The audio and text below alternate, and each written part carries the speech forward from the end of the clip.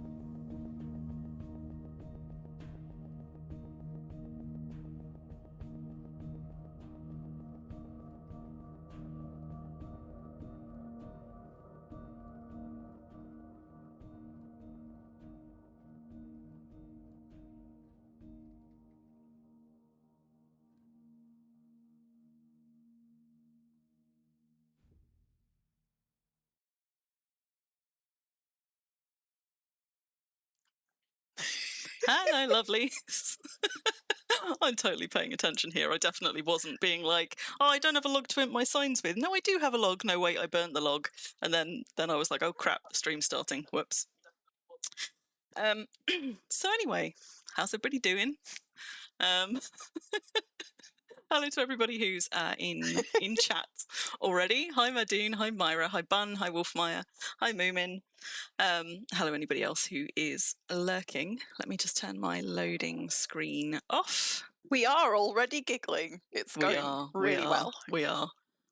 And just as I went to, I was like, oh no, the stream's starting. And then what did I, whoops. Nope. what did I do but that? Tabbed over to Eshri, who had beached herself on some clay somewhere instead of then actually starting the stream. So you also just got a really exciting snippet of not Crim's screen, where Eshri has beached herself on some clay somewhere on Pristine because I left her AFK sailing for 20 minutes. Well done, me. As you do. As you do, right. So anyway, let me try that one again. Hello, everybody. It's just 14 days till the Friendalong. And it happens right through the middle of a week as well, I think. It goes from like, was it like Sunday to Friday or something? So it actually misses my streaming day entirely. I hope to be there, but I've also been sort of dithering about like just taking a little bit of a step back from things for a while. I don't know. We'll see. But I do enjoy the Friendalong, so I will probably be there for some of it. I don't know if I will be there for all of it. I will be there for all of it. Well, except the bits where I'm at work, because I've booked the week off, I'm at work. So I could be there for all of it if I want to be.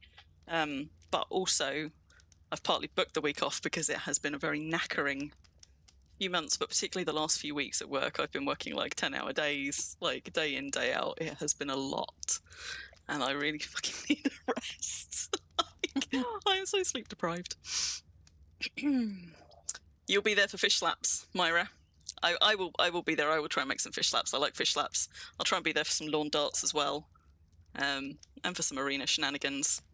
Yeah, giggling is definitely better than the melting Wolfmire. And in fact, today has been really not too bad. It's been a little bit muggy, but much, much cooler. So I am no longer like ice pack stuff down my bra and under my wrists and everywhere else. In fact, testament to the fact that it's cooled down a bit, I've actually got tea. So there you go. In Worm as well as in real life. Hang on.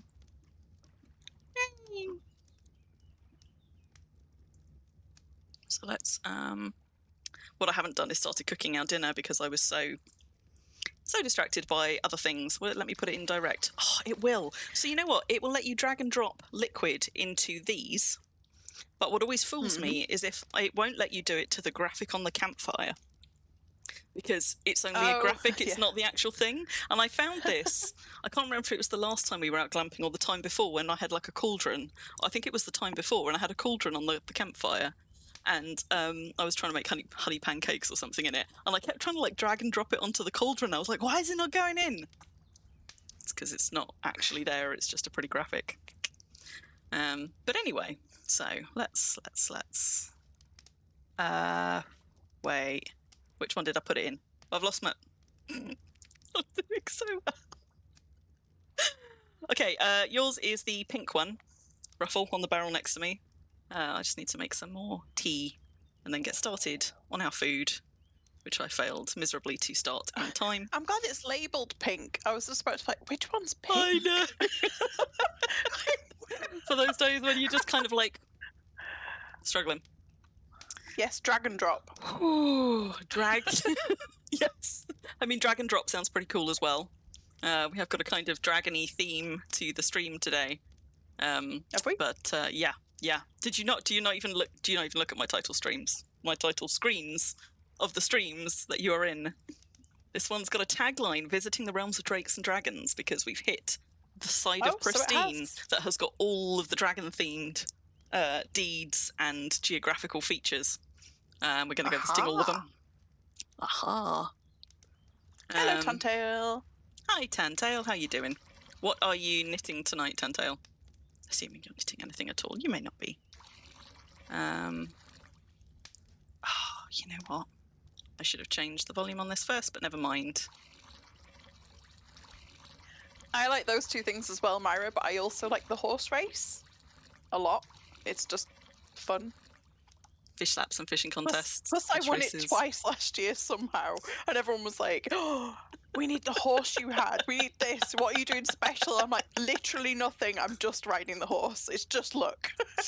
Yup. Just luck. But good luck. I've done a couple of the horse races. I don't think I've ever won any of the horse races, but I quite enjoy the horse races. What am I missing? Aha. I know what I'm missing. Somewhere here I've got some cooking oil. There we go. Let's have some of that. So I'm just going to leave Ruffle to entertain you while I squint at the campfire and try and cook us something. Still finishing off the same jumper. Nice. Are you going to post a picture in the Code 3 channel when it's done, Tuntail? Because I would really like to see. My tea is also still slightly too hot. Ow. Ow. Ow. Ow. And because I have ADHD, I have to, hot swap hot and cold things. Oh, I thought you meant the worm tea. I was going to say, oh, let me drink mine. All that. Yeah, post a picture in when you're done, Tantel. I'd like to see. Myra would love to see as well. There's a few of us that are sort of like knitting fanatics and yarn squishers, so make sure that you do. Yarn squishers. Yeah, yarn squishing is a whole hobby. That's why it's not turning too much water again. How have I managed too much water again after the last debacle? There we go. Now I've lost my water in there. There we go. Right, and lo and behold, I have tea. Just like that, insta tea. Did you put your mug back down already? Yeah. God, I can't keep up. I'm thirsty. Okay. So.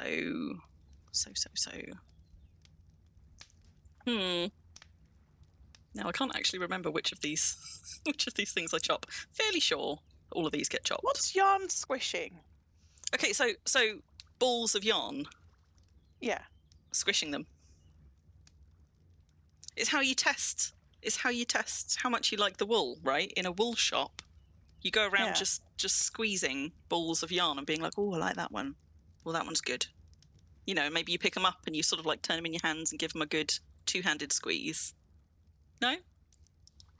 See? Myra gets it. You got to squish them. Otherwise, how will you know, if it's a good yarn? Oh my. Except by squishing Makes it. me all quiver. The amount of times I have bought yarn is minimal. And like most of the times I have bought yarn was to put in my hair rather than to knit or anything like that with. So. Oh, I see. Well, you're going to get me going and like coming back with balls of yarn to show you. In fact, I might do that. We're on a roll now. I'm going to be right back. Be right back, because this is important. Yeah, it is. I don't even know if you can all still hear me or not. So maybe I'll talk to myself. Why would you squish was that a melon or a lemon? Come on, Rain. Why would you squish a melon? Are they not just like solid?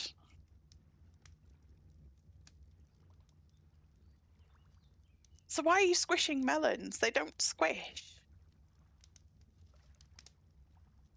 I don't understand. Like other fruit, yeah, so you can see if it's, ripe, all the rest of it. Oh, no. Right. Oh, good. Thank goodness. See, we're talking about fruit. You thought you were here for a worm stream and melons? Wait, how did we get onto melons? It's definitely the fruit. We're talking about the fruit. What? I am talking about the fruit. What melon? I've just been sat here going, why'd you squish melons? Aren't they just solid? What? I'm sick. You know what? Conversation's moved on. So, what was I doing? You're going to squish some yarn. I am going to squish some yarn, and I'm not going to play coy and make you guess what I'm cooking, because what I don't want to do is fuck it up by chopping or not chopping the wrong thing. So let's have a look. Then I'm going to squish some yarn for you live on stream, and you thought this was a worm stream, and it's going to become one of those. Like, you almost need like a visual version of like ASMR streams for like the... I would watch, I would watch that, I would totally watch someone streaming like yarn melons. Squishing. No yarn. God. You can't squish melons. If the melon is squishy, that's what I said. It's gone wrong.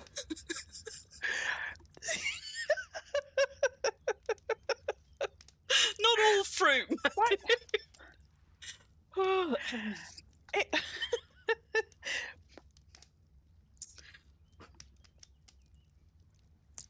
God, it's named after someone. It could be anywhere, right? Let's do it this way. Whoops. So we want diced meat, chopped veg, raw nuts, so to speak. A new record for what, bud? Yes, Bun. Hello, Nightmare. How you doing? If you want to juice a melon. Yeah. Tantail's got it right. You do. You roll the lemon first, and roll it sort of quite firmly so that it gets squishy. Then you slice it and juice it. We work with melons a lot. You giggled at raw nuts. Where did raw nuts come into it? You derailed the stream into a gutter in 15 minutes because I'm using raw nuts in what I'm cooking for us.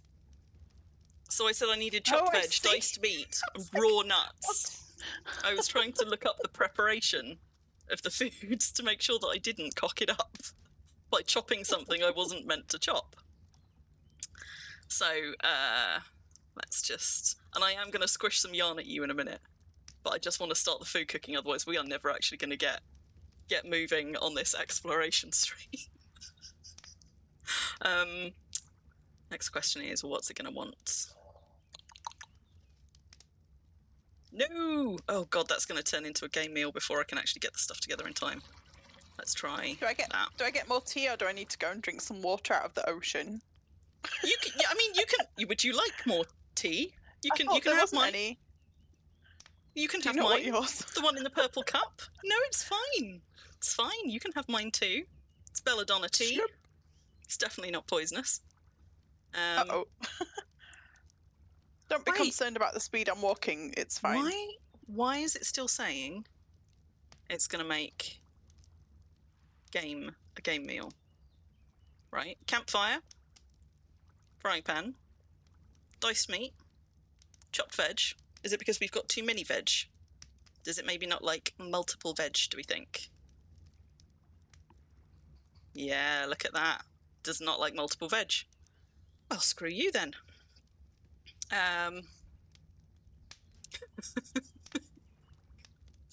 Why are we still on melons, guy?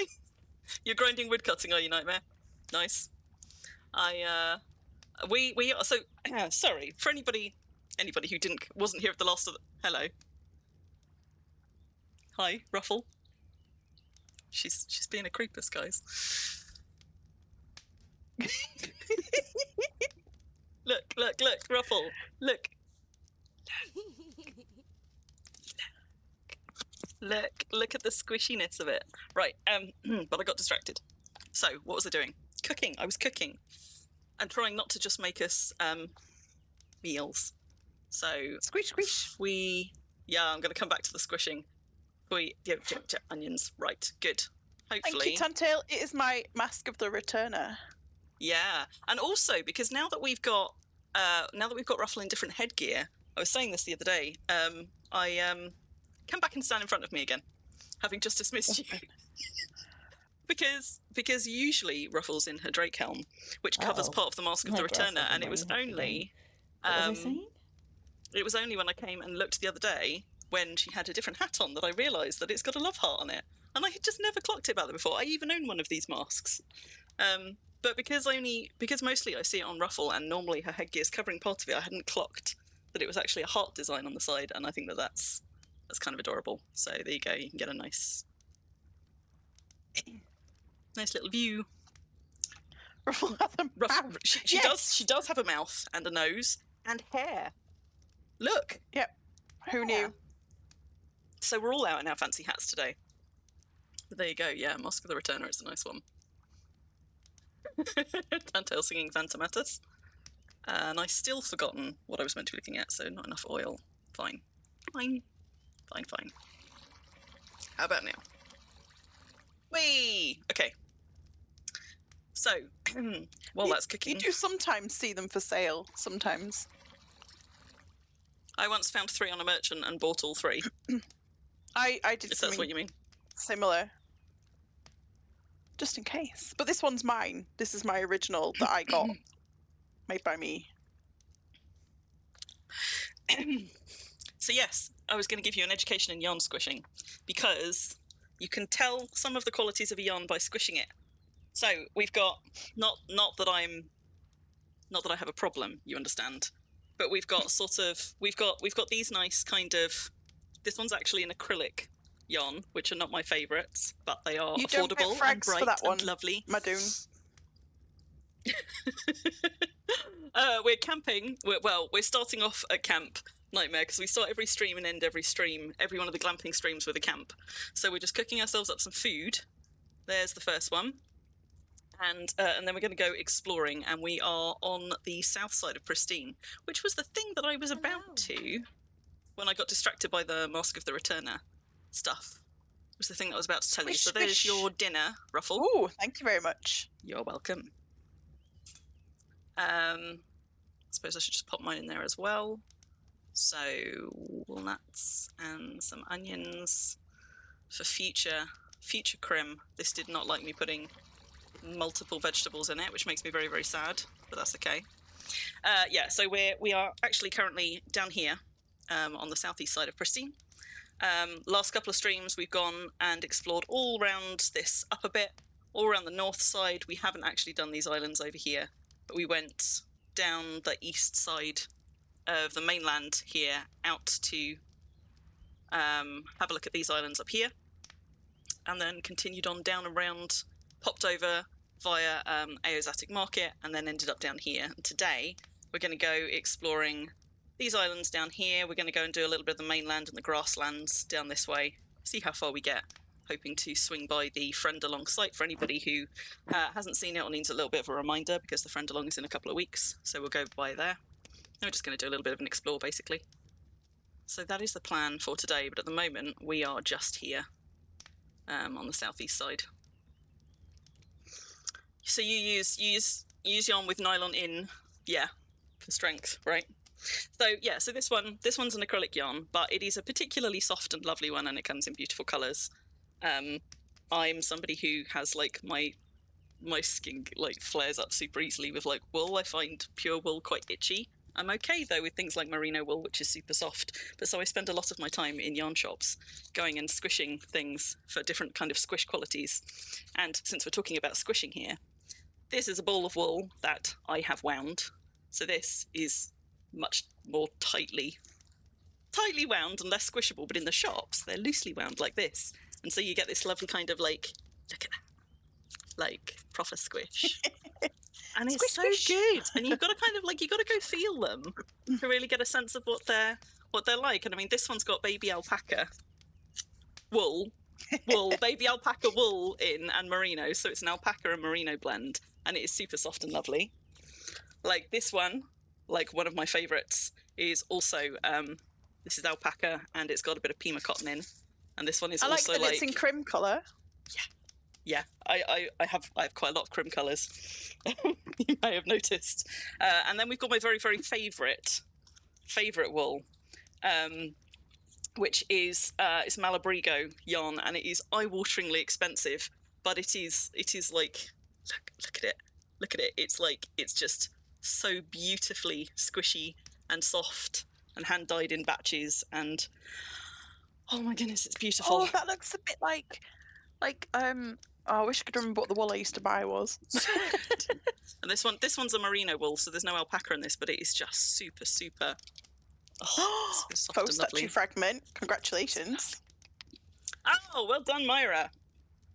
I finally, after 2 years, not quite 2 years, 18 months after the Delhi Renaissance Festival of the year before last, where I won a rare chessboard, I have just this morning got my toy making up to 30 so that I can finish making it. And no sooner had I got my toy making up to 30, but I then also made myself a second rare chessboard, much to Bun's dismay. So I had quite a good morning as well. Right, there's my dinner, all cooked. So we're going to eat. Going to put the rest of my ingredients away. Well, that might be my one that goes in there. There you go, and I'm still carrying around my jug of toy making stuff. I suppose that can go in there for now as well. Statue/statuette. Well, if it's archaeology, it will be statue, presumably. Yeah, so the Tantail, the cotton cage blown yarns, that's what one of those. That's what one of those was. So that's one of those. And what Tantail's talking about, I don't know if you guys are going to be able to see this, but it's sort of like it's actually it's like it's this tiny little cotton caging with like yarn blown through it, which makes it super like, you know what? It's not a yarn stream. I'm not going to get distracted. But yes, squishing yarn's totally a thing.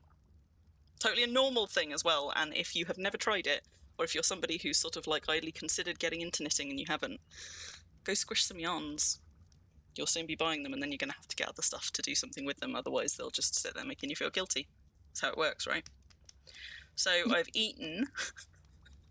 I'm going to put this in my food compartment for later. Ooh, I still got some pissanda left over as well. Lucky me. Whatever.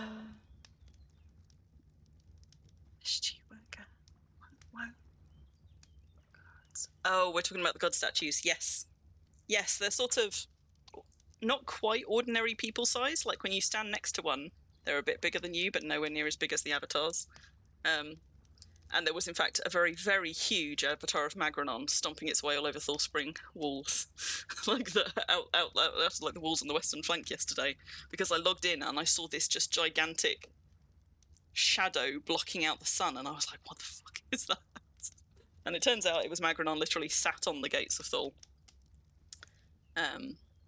But yes, then you've got the statues, which are much, much smaller.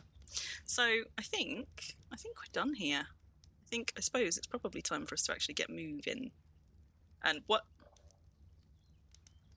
is that? Because it's 0 days since you last killed one of your toons, Ruffle. Yeah. You're just going to wield their corpse today. Is that going to be your new weapon of choice? Why not? This is normal. It's totally normal. It's totally normal. By the way, so she's also, it is a corpse and she's happy to see me. I know we were having some some of you are having some quality issues with the stream last time. I've done some fiddling in the background with the bitrate and things, but if it starts playing up or if it looks like it's getting kind of like the quality's dropping for you guys, please do shout out, because I can go and do some tweaking while we're live until we get it right. Basically. Am I already standing? Yes, I am. Right. So look at our lovely camp. So we're going to pack down camp, and then we're going to go over this bridge first. I think we're going to head west over to this island here, and then instead of carrying straight on, we're going to go, there's a bridge that cuts up to the mainland here, and we're going to go and do a little bit of exploring around here, because there is a market here that I did not know existed until Ruffle mentioned it on the last stream. So I raced Esri over there yesterday to just snap a picture of it so I could put it on the cooldown stream for today. The cooldown screen on stream today. But also, I thought we could go and have a look around. Drake Peak. Oh yeah, oh it's massive. So we're going to go and have a look at that, because we're going by that way anyway, past the lovely Sid's place. Do a little bit of exploring, I think, around the grasslands here, which is where we often get things like faux trees spawning on Pristine. And then back down around. Get a corpse of Ruffle. So it was Ruffle as well. It wasn't just one of your alts. How did you kill Ruffle today? Not today. Oh, okay. I had an incident. Today, she says. Not today. Grief. Yesterday? Was it yesterday? I went to a rift. I got into trouble, as you often do, took a heavy hit, tried to run. I was on my horse, tried to run. Well, that would be the problem. You can't run when you're on a horse. You've got to ride. I either couldn't or didn't move. I'm not sure if it was because something caused me to be stuck in the game, if my key stuck on my keyboard, if I pressed the wrong key, you if just I had lagged. to sort of I'm not sure what it was. But it was like one of those dreams where you're trying to run and you don't move. And so I was just like, no! So it was It was very unlucky because I was paying attention. It just didn't. That does sound very unlucky. Yeah. God, look at the state of my gear. I really need to go and tinkle this up at some point. So let's snuff that. Have that. Let's have that. Some of these things are not like the others. So we're just going to pack down camp and then we will get going. And we nearly didn't go anywhere at all today because I sailed all my stuff over earlier, and it's starting to get quite damaged. So I just repaired some of it up, but a lot of it's pottery. And because we're out and about and we're off deed a lot of the time, it just slowly kind of tinks away and takes damage. But we nearly didn't go anywhere today because I sailed all the stuff over for this, and like logged off, and I was like, "Yep, that's fine. Camp's ready to go."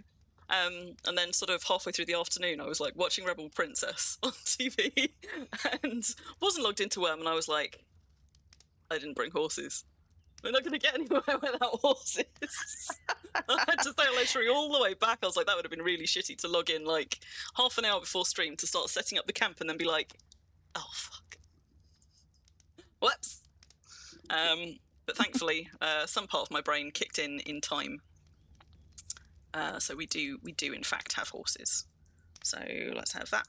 Let's take that down because we're good. We're going to snuff our campfire. Don't want to be starting no forest fires. And put my fancy glamper and all my other bits in there. You've had one where you were riding down a highway, saw a troll, kept riding. Oh, and the lag threw you off the horse. Yikes. Well, anybody who was here for the last stream that I did with Bun will have seen my hubris get the better of me because I managed to die within like 5 minutes of leaving my deed at the start of the treasure hunting stream that Bun and I did recently. And I still haven't worked out. I don't know if that's the first time I've died on stream or not. I think it might be. Maybe the first time I've died on my stream. But I don't know, I feel like there was another one. Can't think what it would have been though. So let's pop some of the pottery in the magical chest. Alas, it will not all fit. There was almost an outside chance of a corpse of Bun the other day. I've been lasting after a corpse of Bun. Okay, that sounds wrong. Almost. That sounded wrong. I've been wanting a corpse of Bun because Bun corpse is the only corpse missing from my guest streamer collection. I mean, it's more fun if I actually get it, you know. Who dies in my presence? But I'd accept a hand-me-down corpse of Bun. I'd be all right with that.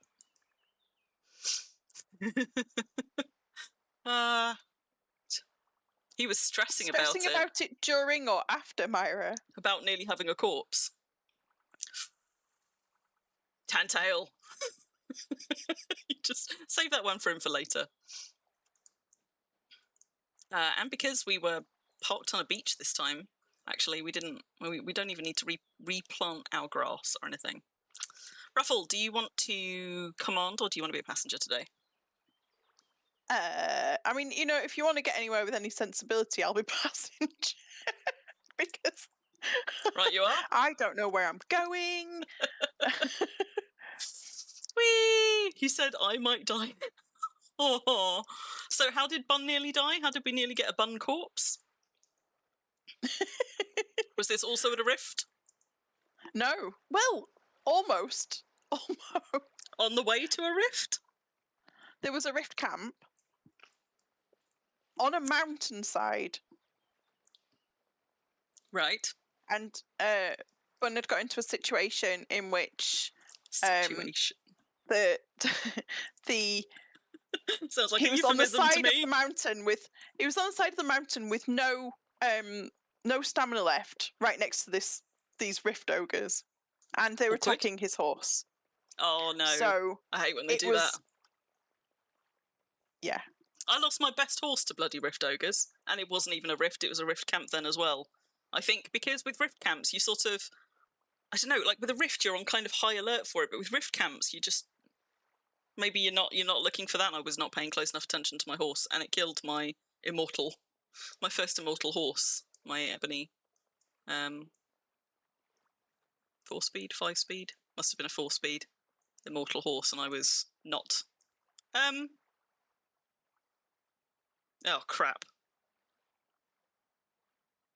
What? I don't know if you've noticed, Oh, but we're missing a horse. Uh-oh. On the plus side, we didn't get halfway around Pristine before I realised. it's not just like disappeared in the. Yeah, it's there. Look, it's there. It's okay. It's just a bridge thing. Is it?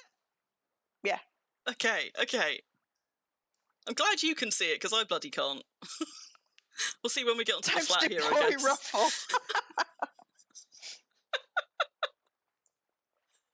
Well, you know what? It's happened before, for example, because no, it's not just under the bridge. I don't think. Is it following me? It is. Am No, I it's leading on. it? It's attached to the cart. I promise.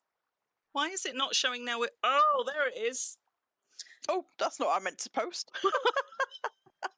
I was trying to post the thing that I just said in Word, but Yeah. never mind. Have a link to the Mask of the Returner again for funsies. Yeah, I mean, I know they do pop out of the way. It's just because we're on a flat here, which is not bridge. It should have popped straight back up, and it was taking a minute to do it. But that's fine. See, now they're both gone. But we've had a thing before, like, because although I have a deed on Pristine, these 2 horses aren't actually branded to it, so I have to tame them to attach them to the cart. One time on stream, we were partway round Pristine, or it might have been when we were still in India, actually, and Ruffle was like, by the way, one of your horses is still tamed. And I was like, fuck! So I had a moment there where I was like, God, did I not untame it and did something kill it while I was stepped away? But we're fine. So, so with 2 horses and 2 people, we are now, in fact, on our way. Oh, I missed Salmon Local. Whoops. Rename them Houdini. One of my brothers used to have a hamster that got renamed Houdini for perhaps obvious reasons, but he managed to chew his way through hardback books and everything to go on walkabouts, and he was very, very good at playing dead whenever a cat spotted him. Can a beast be branded to 2 different deeds? Yes. So, because the servers don't recognise what's happened on other servers, which is the same reason that you can be a mayor of 2 different deeds on 2 different servers. So you can brand your horses on every server that you've got either a deed or access to a deed. These are my Rift horses, which means these are cared for on every server that I can sail them to, and branded on several servers, but not on all of them. So it's hot in her. I don't actually imagine that much of this will be accessible, but no flirt, just do it. But I kind of feel compelled to go and have a look. To go and have a look now, since we're here and they've got funny building names. Dragon's Cove. Okay, so we're at Dragon's Cove. There you go. There's our first dragon named deed. I could have just hovered over the tower, couldn't I? Ooh, look at their PMK flags though. Chaos 2. No, they are not cared for on Chaos, Myra, because I very rarely sail deliberately to Chaos. I have once or twice accidentally sailed to Chaos, and a couple of times gone there deliberately, but not with horses in tow. Clearly they're one with the dank memes. If you go to Chaos, do you show up in like rubbish gear? Like, what do you do? Me? Are you asking me or someone else? I'm asking you. Well, for anybody who saw that stream, you'll know full well that we went to Chaos. Oh yeah, I know you went in all your best stuff, but in our Drake hide, carrying all of our rare tools, rare equipment, everything else. There's a merchant here, which has excited me. If you were doing it deliberately, I was doing it deliberately then. I deliberately sailed Calvert and I to Chaos in all of our Drake hide armour, carrying every rare weapon and tool that we owned, and then bimbled about being like, oh look, that guard tower's coming after us, isn't this fun?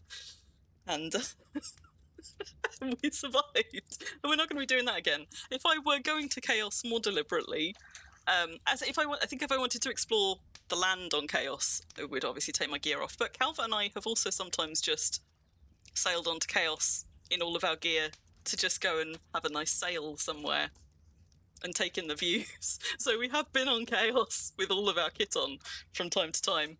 And just, you know, always with an eye to where the border is, because if we see a ship on the horizon, we'd be like, go, go, go, go. It's not that brave, Myra. I mean, they're not going to just... Ruffle! What? You sneaker, you were booted me shopping out for of traffic. ages.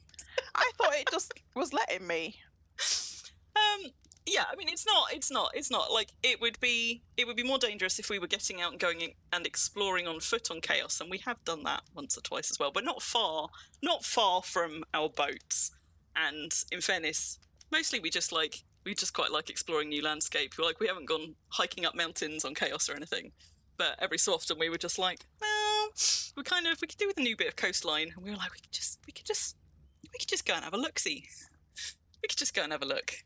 I don't think we've ever taken it like the rare pug boat over there or anything, but you know, I would like to explore Chaos more. I don't want to go treading on toes, and obviously I don't want to get like I want somebody to beat me up and take all my stuff. But you know, when we're just bimbling over there in a boat, it doesn't feel that dangerous because, you know, you can see the border, and if a boat appears on the horizon, the chances of it outstripping you on your way making a beeline to the border probably quite slim. Probably. I say this right up until the point that one of my trips to Chaos goes wrong, but you crash at that point. yeah, like where the person commanding the boat crashes out of the game, for example, and then you've just got Calvert going into like full-on panic attack as a passenger in a boat, where he can't swim over a border, he can't step into the commander seat. Yeah. It would be. So anyway, so we're just having a nosy around Dragon's Cove, which does. Oh, do you know what? It was just the angle, but from here, the nose on this thing really looked like someone had balanced a skull on it, and I was like, "That's clever. What have they done?" But no, it's just this particular angle. Yeah, it looks kind of skull-like, right? But no, it's just the usual dragon hoter. It is a nice one. You can swim off the east side. You can, yes. That's a name for a wagon. What is? What's it? What's? It's jiggling. Mm-hmm. Yeah. So nosy. We haven't got anybody in local either that I can have a wave at. Oh, look at all this stuff. Yeet. Yeet. I just want to peek. Yeet. Where have you yeeted yourself off to? You just gone for a nosy? I'm just looking. Yeah. All right, let's go and have a look. The danglies. So I've got one of the rare dangling snowflakes, except because I haven't yet put any ceilings up in Brambleheimer, I forgot that the new snowflakes they gave us this Christmas were only hangable from a ceiling and couldn't be put on walls. So I just completed a rare snowflake like last week, and then I was like, why can't I put it on a wall? It's been like trying on all these different walls, being like, why won't it stay? I can't put it anywhere. And then belatedly I realised it's because it's one of the ones that hangs, and I was like, they could have also made them wall mountable though, right? But there is indeed quite a lot of shiny stuff in here. Ooh, look at that blue. Smacky wacky. I have to say, the turquoise with the supreme glow though is quite nice. It is nice. It is quite nice. Very good. Very nice. Are you look at the rare chair. Am I just going to leave you here?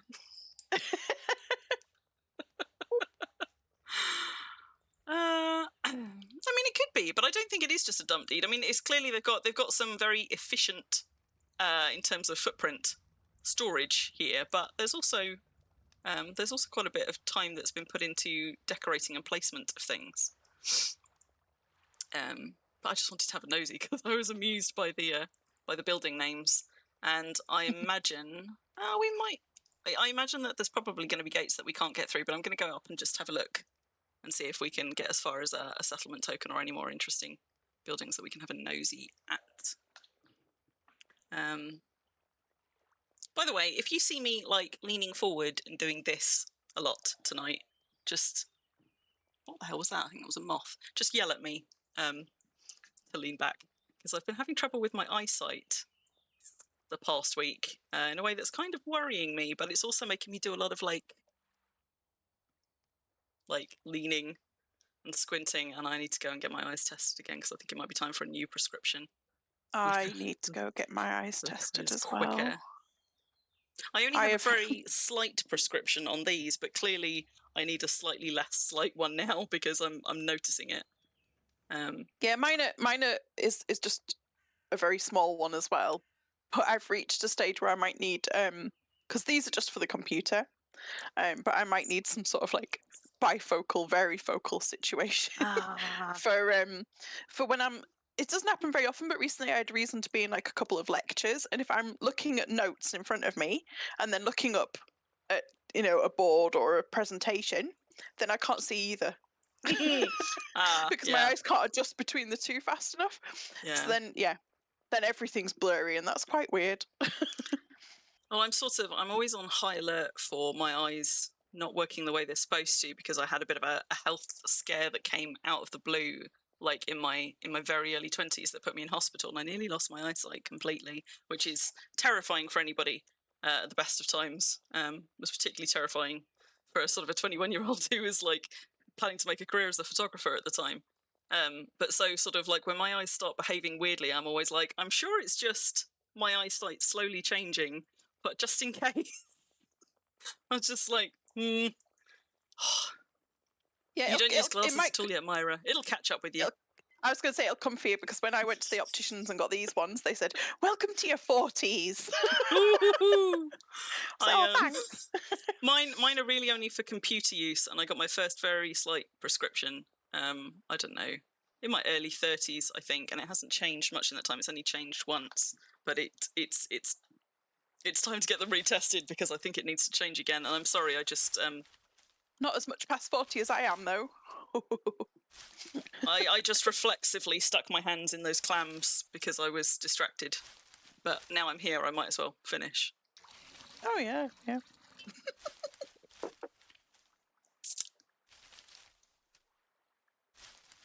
Still 2020 for you then, Myra?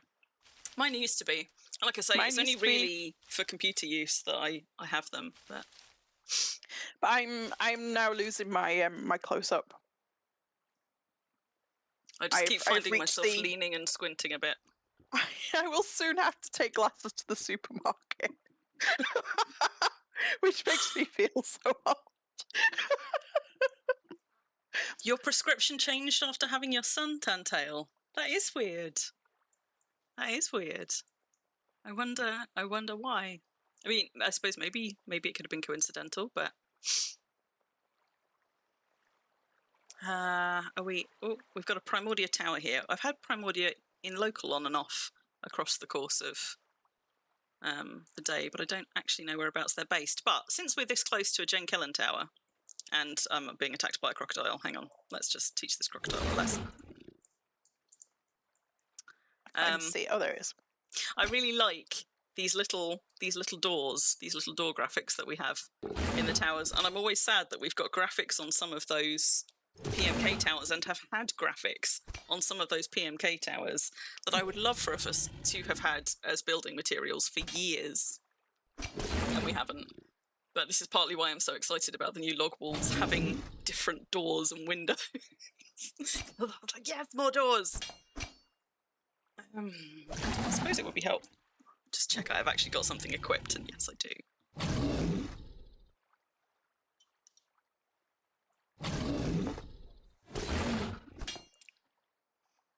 I said at your age. Recommend coming back every second year. You get to wait 5. It's probably been... Why did I do that? Do you know what? Brains all over the place. It's probably been 5 since mine were last tested, in fairness, that they are overdue. But part of the reason that I'm on high alert is because although I've been sort of thinking on and off for the last couple of months, like I find myself leaning forward a bit more, that I probably need to check my prescription. The last week or two, like I've been really, really struggling sometimes to focus and not just on my screen.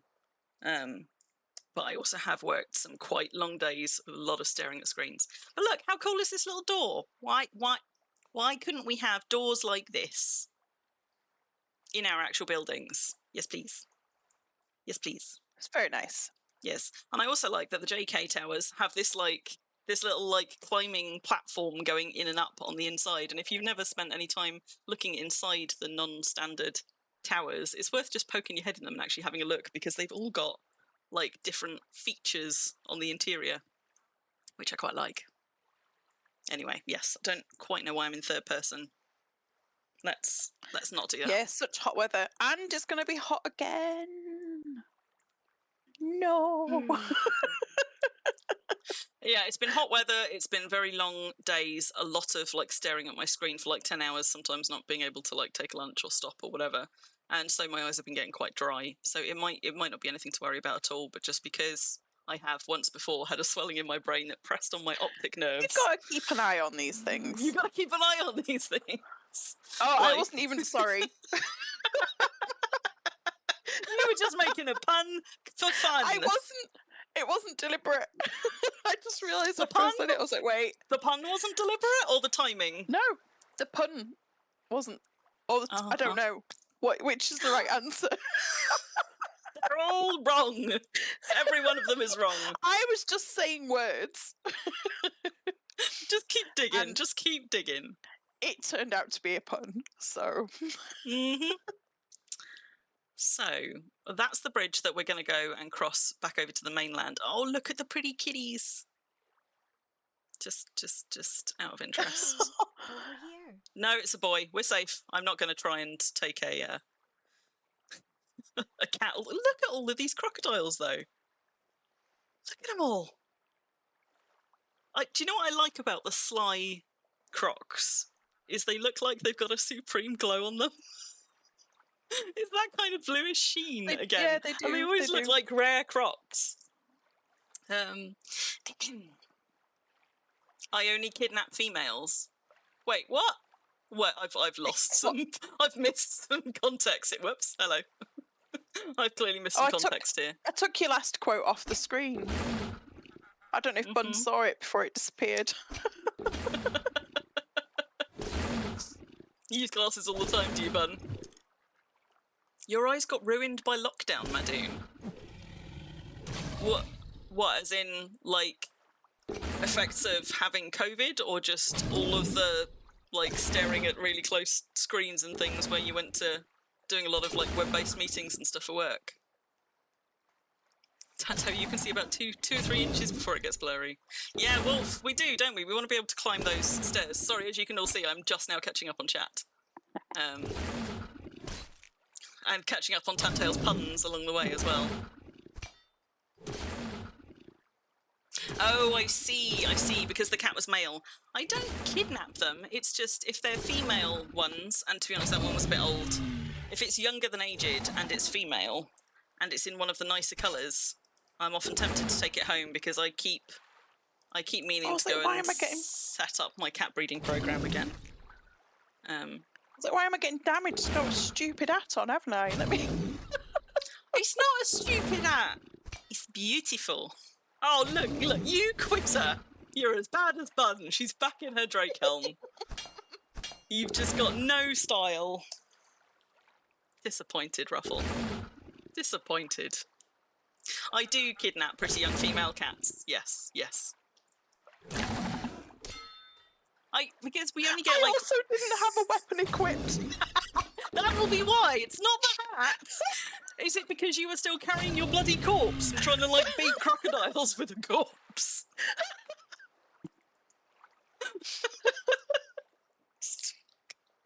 You nana. Oh, dear. Or did you have a bell in your hand or something being like, ding, ding, ding? Why is it not doing anything? I took the cups out and I forgot to put the mole back in. So we're going to be going over that bridge behind us, but I just want to have a peek up this way. And oh my god, there's more crocodiles. We're going to leave those ones behind. You're not safe, Bun, because you missed the bit earlier where Crim said, "I've been lusting after a corpse of Bun." I then quickly corrected myself and said I've been wanting one of those. Lusting. Lusting after a corpse of Bun. But yes, so because there's only one cat model in the game, the sort of the hardened ones and the slow ones are not only a bit bigger, but they've also got a kind of silvery tint. And I used to have a sort of a Norwegian forest cat, 2 of them, in fact, and one of them was a lovely silver tabby, and that's what the sort of like the hardened and the slow ones remind me a little bit of that. Makes So me I keep all meaning quivery. to find and breed some. And why is there a champion hellhound just loose down there? Is there a mission for one at the moment? Yep, look at that. No, wait. There's a mission for champion health scorpiuses, and a traitor goblin, huge spider, golden feathers. What? Anybody on Pristine? Over here. Have you had a mission recently for those? Like, we're not on deed here, right? So I'm always a little bit like, because they're quite unusual to see, I'm always kind of, I hope it's not someone's pet that's gotten away, but I don't think so. I think that is just, you know, gonna be the bane of someone's life. So let's just, with 2 crocodiles as well. This might get hairy, Ruffle. I'm very sorry if it does. I think she's muted, so you won't hear her screams if she dies again. I was muted. I'm very silly. I've been chatting away. So I was saying that we could go and look at it, and it'll say it bears the mark of Valray, which it does. Okay, good. Now that it's half dead. It was a. Do you want me to help? Well, I don't mind. We got 2 crocs and a champion hellhound, and I just thought that somebody should do the world a good deed. Look at his big face. What's up there? Well, I kind of want to go. Do you know what? I kind of want to see what's over there. So maybe we'll go and explore this island first, and then we'll head over to the mainland. Right, there's one down. It'd help if I tried to attack a crocodile and not my own cart. Yeah, I was hoping that I would get to go and save Bun, because it would be ironic, but really, Bun just saved himself, so... But I tried. Probably a spawner, Myra. Yeah, but the spawners don't spawn champion hellhounds in the wild, do they? I only ever see champion hellhounds when there's been a mission for them. I mean, maybe they do, and it's just a really rare one, but like I see champs of most things that can spawn champs semi-regularly out in the wild, and I'm not sure I've ever seen a champ hellhound out in the wild outside of either a holy site, spawning them somewhere nearby, or a mission.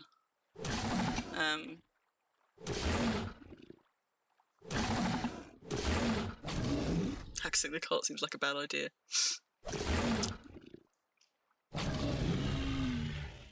Could the foe stuff? Yes. Yeah, so a Sampo, for example, could spawn a champion hellhound, I think, because I think Sampos will spawn hellhounds. I wouldn't swear to it. Some of the holy sites spawn hellhounds, and they can definitely spawn champ ones. Missions can spawn champ ones, but I don't think spawners do. And in fact, do hellhounds actually have a spawner? No, Myra, not all of them. That one was a mission one anyway, so... No, I don't think so, because you don't... For example, you find champion scorps and champion bears and things like that semi-regularly in the wild. I never see champion health scorpiuses, except when a mission has spawned them, or a lib holy site. And so I feel like it's the same for hellhounds. I could be wrong.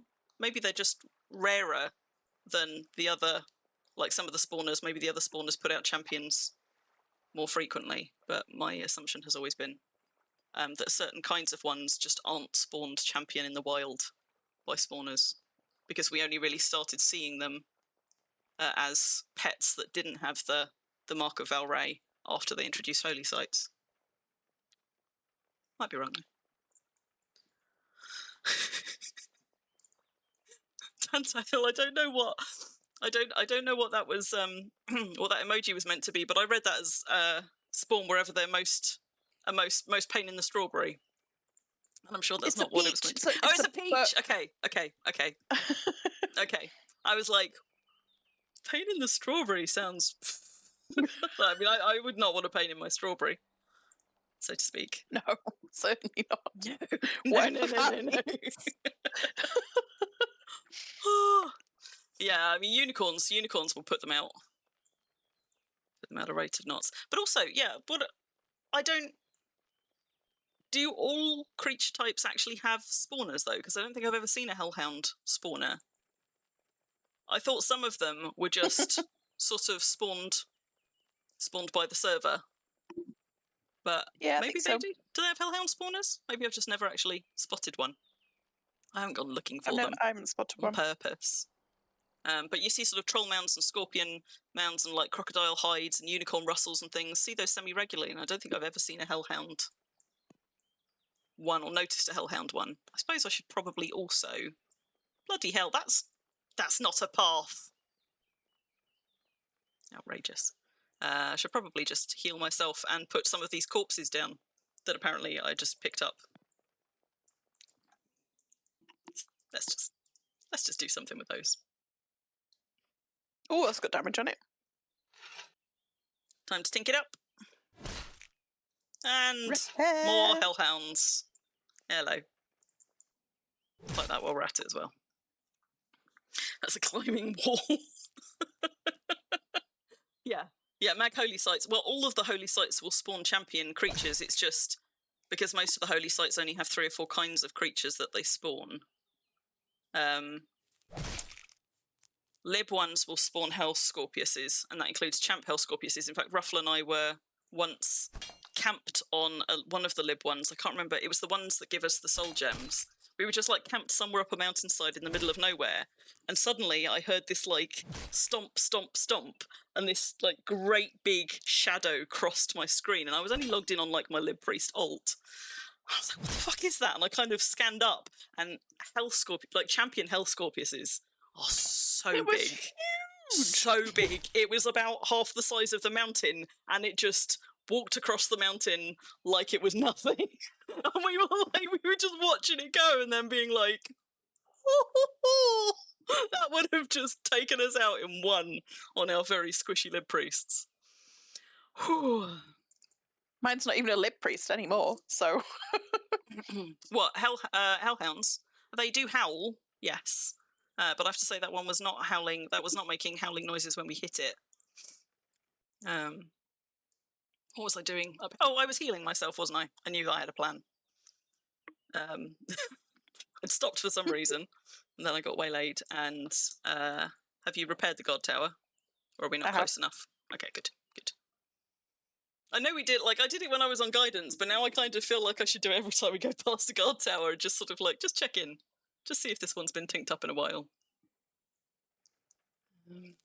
We are up nice and high up here. So I'll just go and have a little look around and see if there's more stuff that we want to see on this island. And I was coming over this way because there was something, it looked like there was a deed, set into the side of this mountain, and then I completely lost my sense of direction because I'm me.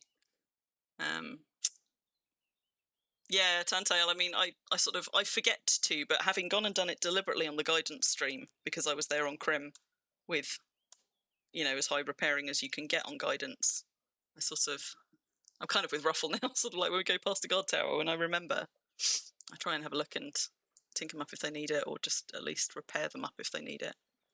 So we've got an unfinished Colossus over there. What was I looking at?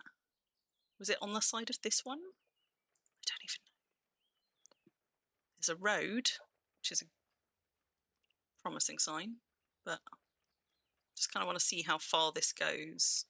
This isn't a road. No, there's a road down there. Oh, and there's a deed over there as well. Quite a large one. Don't think this is how you're meant to approach it, but since we're up here. Ocean view. Oh no, that's just one of the buildings. The zoo. Wait, they've got a zoo. Where's the zoo? It's theirs. I don't know if there's anything in the zoo. I can't see any animals. I can see a building called the zoo. That looks like a path, but probably to that's going to be to a building to a door we can't get through. Valet parking. I'm just gonna go have a peek. Sheeps. Hello. Somebody's taken out a champ spider down there.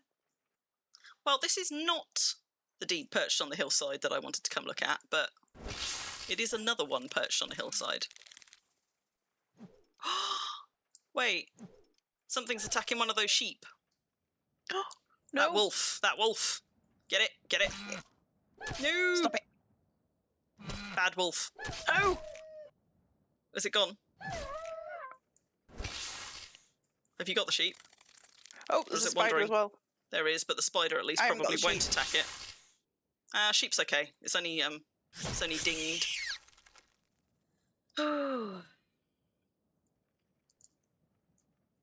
So, sorry, Nightmare. What was northwest of our current location? Did we say that there was a holy site here Sorry. or something? Let's have a look. We're in the eggplant.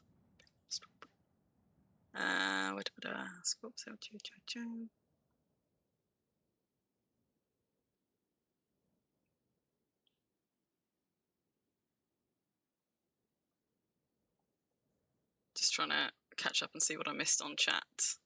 Oh, the deed that I saw. Yeah, it was on because it was on the north side, wasn't it? And that one that this one that we've just looked at, this is on the south side. So I just came to see what's over on this side, but then something started attacking a sheep and I got distracted. Don't know where the wolf corpse ended up. I buried it. Okay, good. We don't like things attacking sheep. Can't see where he went though, but he did only have a very small wound. Have you hopped out? Yep. Oh. Are you tending the There's a sheep? crocodile as well. God, you just can't leave her anywhere. Oh, you did find him. Good. It was You the can. sheep. You can It was- leave me everywhere. It You was can't the sheep take me I was anywhere. looking for. I was just going to go and try and find the sheep and bandage it up. Then we'll go and have a look and see if we can find that other deed. That's what I saw. Oh, it's behind me as well. That's helpful. Not going to stick my hands in critters' nests. It's not a foraging stream. They do tempt me, though.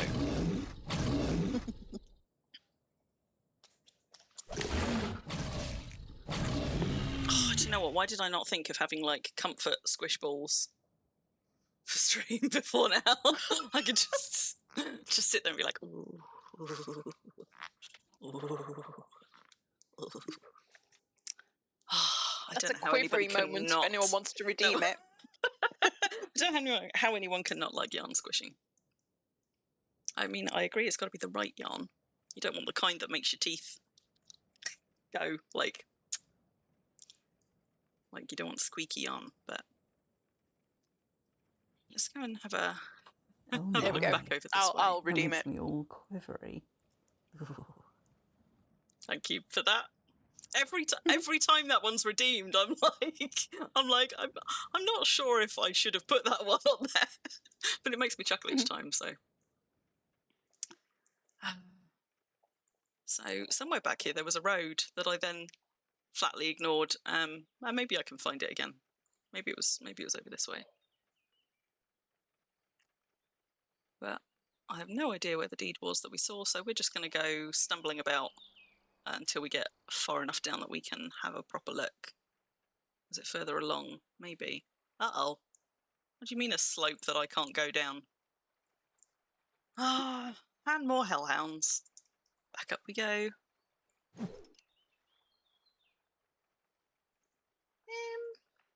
I mean, maybe this road is still... No, that stops being a road. God damn it, hillside. You're not being very friendly, are you? Go away, hellhound. Nobody likes you. How about... Oh, look! There's the road. There was a road. There is no longer a road. Why did nobody make a nice, easy way down this hillside? And why, oh why, did somebody make a path on a slope like that?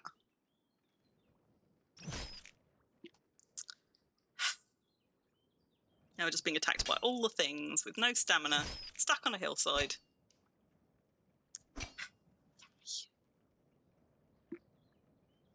More ratties over there. I'm always a bit sad killing ratties. Okay, so was it that deed that we saw? Was it further over this way or was it back the way that we've already gone? Tell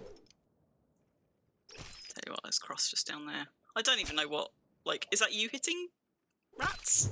Let's... Oh, it's a cat. Oh no! Not a Sorry, kitty. kitty cat. Oh no. Sorry. Flee the cats. Well, there were definitely some rats as well, and then there was that pesky hellhound. Why? God, I've really got us into a pickle, haven't I? In my defense, it's because I was putting a little Discord link in the chat, you see.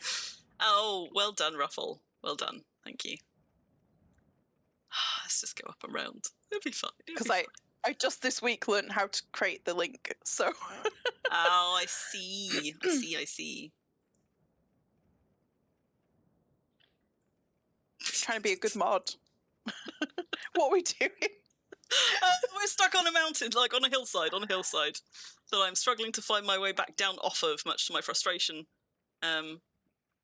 Whilst also failing to navigate my way to wherever that deed was that I spotted because I can't see past all the bloody lavender. And then there's been some serious terraforming happening over here. That's the deed that we just went and looked at, but I don't actually think I can get us down and across any of this. Oh, and now we've got a troll friend. So I'm going to go back the way we came, and we'll see if we can go find a coast road, and if there's not much to see, maybe we will quit out and go back for our bridge. Did we learn nothing? Did we learn nothing about Pristine the last times we were here?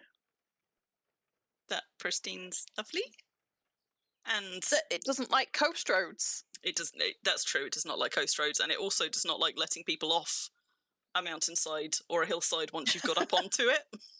We did learn that. Like all those times that we were like going round and round on the top of a mountain range, being like, "But how do we get down?" Oh no! You don't. You never do. Right. We'll go back down this way. Thankfully, neither of us are terribly squishy, even with our fancy hats on. Although, there you go. See, Ruffle's put hers back on at least. Now that she's got a weapon equipped, maybe she feels slightly less squishy in it. Yeah.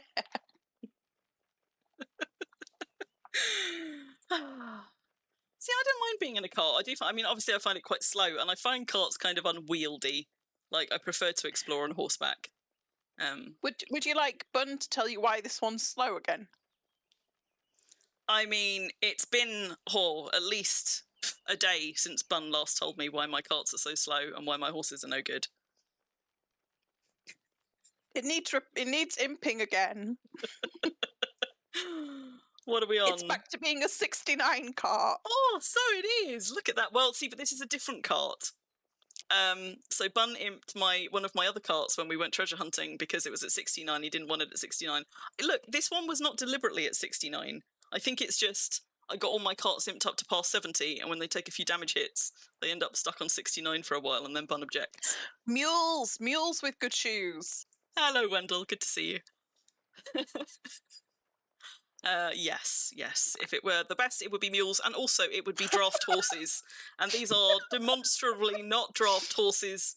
Bun did not want a 69. No, he was very upset at the 69 and went about rapidly trying to address that issue.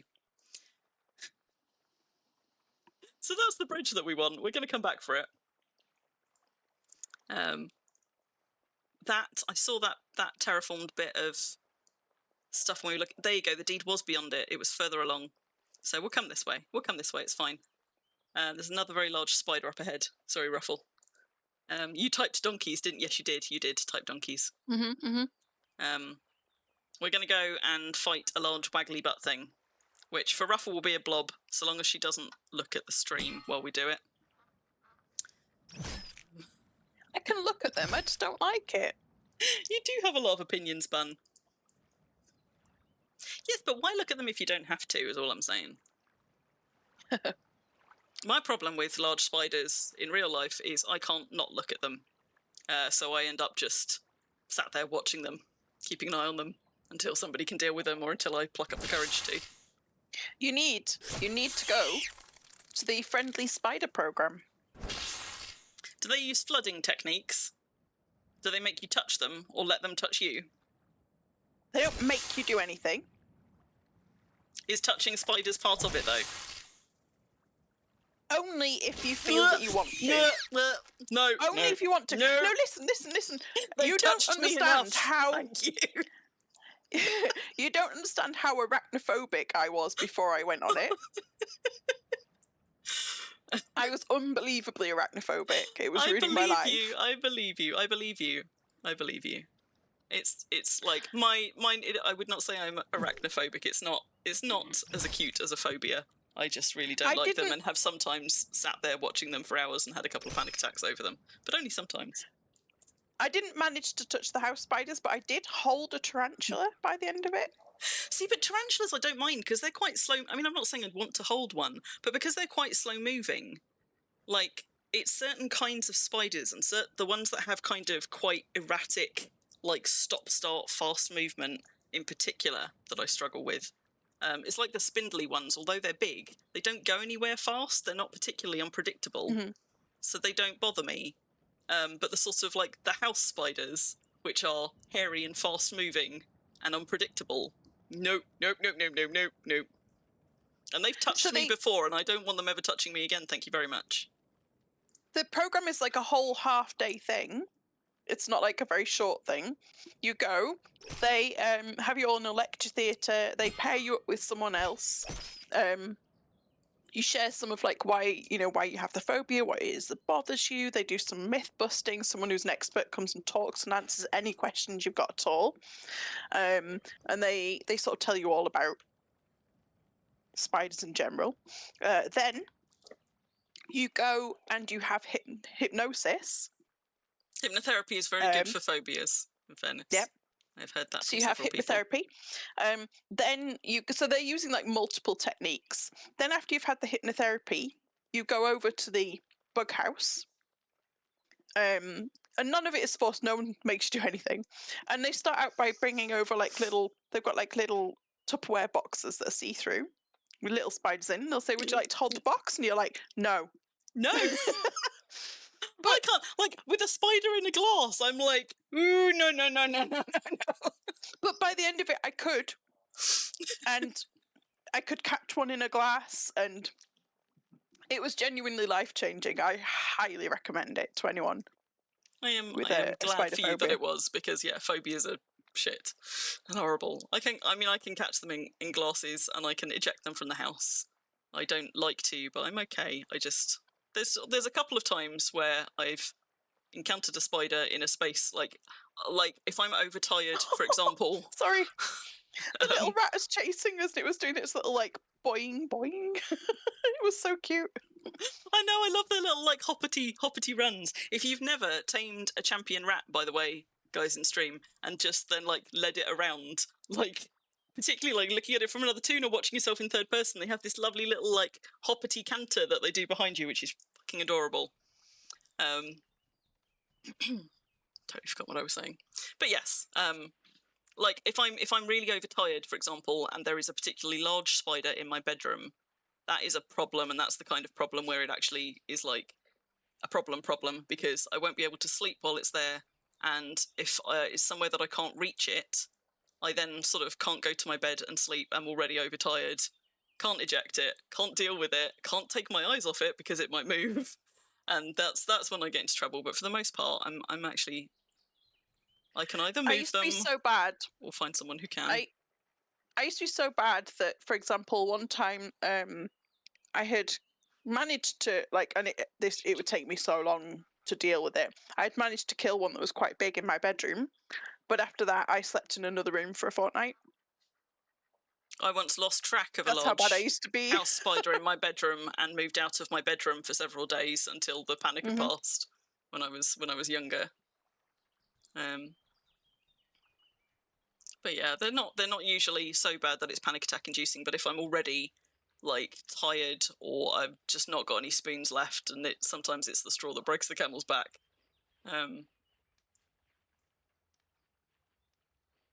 This is quite a sweet little deed, but it also appears to be sort of quite empty. Like it's got buildings, but there's not a whole lot of stuff about, which makes it feel like it's maybe not an active deed, or maybe just not somebody's main deed. I don't know. There's a horse that's passed as well. No, that's always a sad sign. Buzzy beehive, beekeeper's chest. Oh, there's a manor house over here though, so let's just go and have a nosy. Want to buy spoons? Yeah, me too, bun. Me too. Let's have a look-see. Tesserae.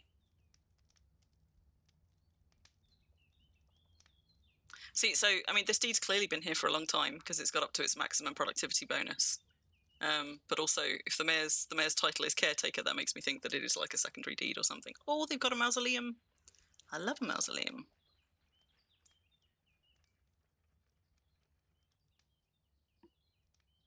Sidereal and Goldie. Sweet.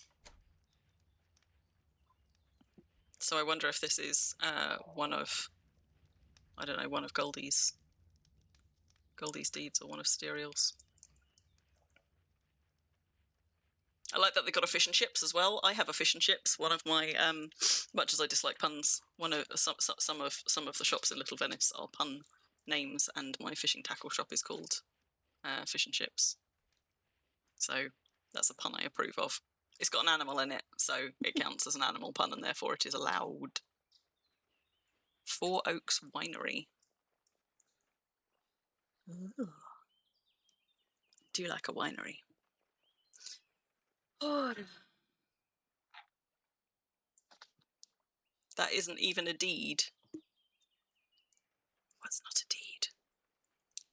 I'm a bit behind as well. Somebody said zebra spiders. I don't know what a zebra spider is, and I'm not going to look it up while I'm on stream, but maybe I will later. I like the peacock spiders, if nobody mentioned anything about those, with their like happy little like wavy arms and their pretty little backs. I still wouldn't really want to, like, because they're jumping spiders. Like, I'm not saying I'd want to be close to one, but I think they're sweet. Whereas most spiders, I have a kind of reaction to them.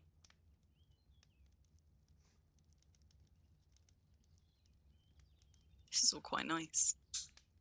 I like these little manor house. These nice little borders as well. And Ruffle, I don't know if you've muted yourself to eat or if you've muted yourself accidentally and don't know that you're muted, but just in case. I don't think I'm You've been muted, quiet am I? for a while. Maybe you're not. Maybe you were just being silent. I was just listening and eating a sweet. Sorry. What would you like me to talk about? No, nothing. It's just whenever I realise that you have been silent for a while, I always now suspect that you've muted yourself and not realised. Yeah. I did so keep just muting in myself earlier because I case- was eating apple and I was concerned that an apple might be noisy. Get some nice But, kind of like juicy, squishy sounds. No one wants that.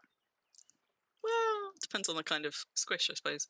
No. But yeah, I'm also quite sensitive to people struggling with like eating sounds and misophonia, and I struggle with some but not others. It's really funny, isn't it? Like the kinds of ones that feel like no bad sound, and the ones that just don't bother you at all.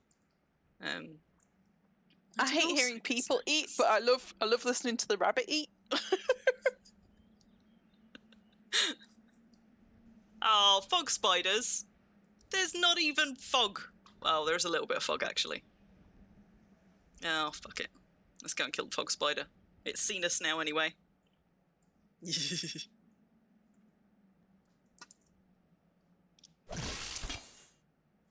What's the deed bonus I mentioned? So productivity bonus on a deed tinks up slowly over time. There's nothing that you can do to boost it any faster. So you can sometimes get a sense of how old a deed is by how high its productivity bonus is. And I couldn't tell you just how long it takes to get up to the 4%, which is the maximum.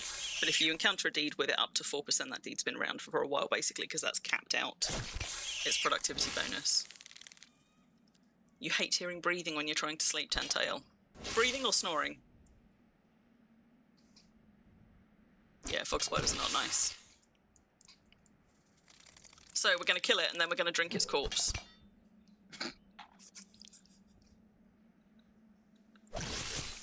Finally finished my tea, though. Back to the Fanta.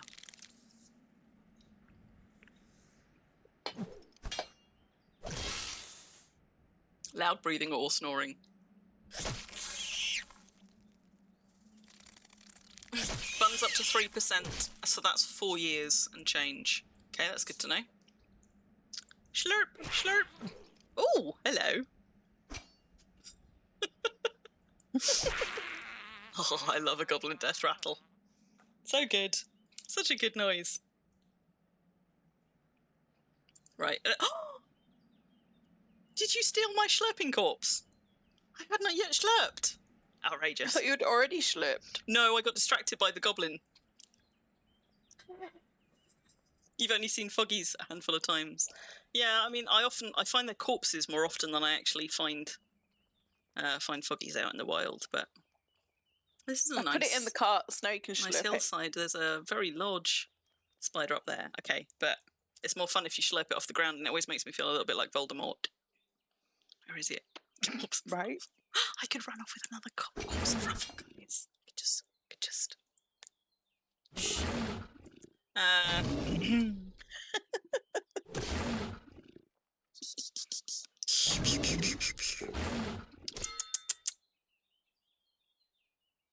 Snurp. Fun fact. Exposing myself here. My partner can't tell the difference between me fighting a crocodile or me having fallen asleep on the floor of my office room. What? Because of the snoring. Wow.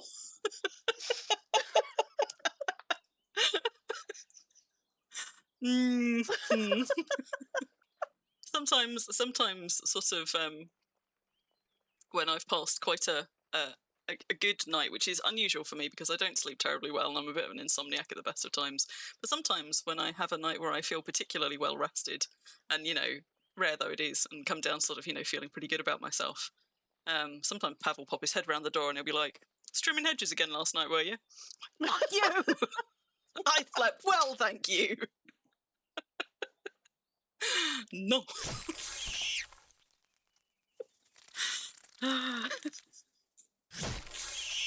So yeah, now we have a joke about like, you off to fight some crocodiles. Fighting crocs in your sleep. Yeah. Look at this lovely hillside, though. Why do we still not have poppies? I want poppies. I want to be able to put them in like pots and things and place them on surfaces. We're just in the thick of spider territory, aren't we? Yep. I suppose I should head We back should for that probably bridge. just drive and not fight everything. Much as I'm appreciating the aggressive fighting skill game. Me. Because I'm trying to get to 70. I was just having a nosy. So what's your fighting skill up to? Are you trying to get back up to 70 having died? No, I'm Or trying just to get aggressive to fighting 70? to 70. Gotcha. Like For my the aggressive journal. fighting is, I don't think anything like that. Let's have a look. What's mine at? Oh no, mine is. There you go. Mine's over 70. Lucky me. But that's why I really notice it when I go into sword and board mode in my pirate Crim outfit. If I switch over to normal fighting, it took me a while before I started getting that up, and every so often I have accidentally put myself over to defensive fighting, and I never know why I'm suddenly so shit at fighting, and it sometimes takes a week before I clock it. Snoring bun. That's what we're talking about. Snoring. Yes, snoring. Snoring sounding like other things, and people accusing you of trimming hedges and fighting crocs.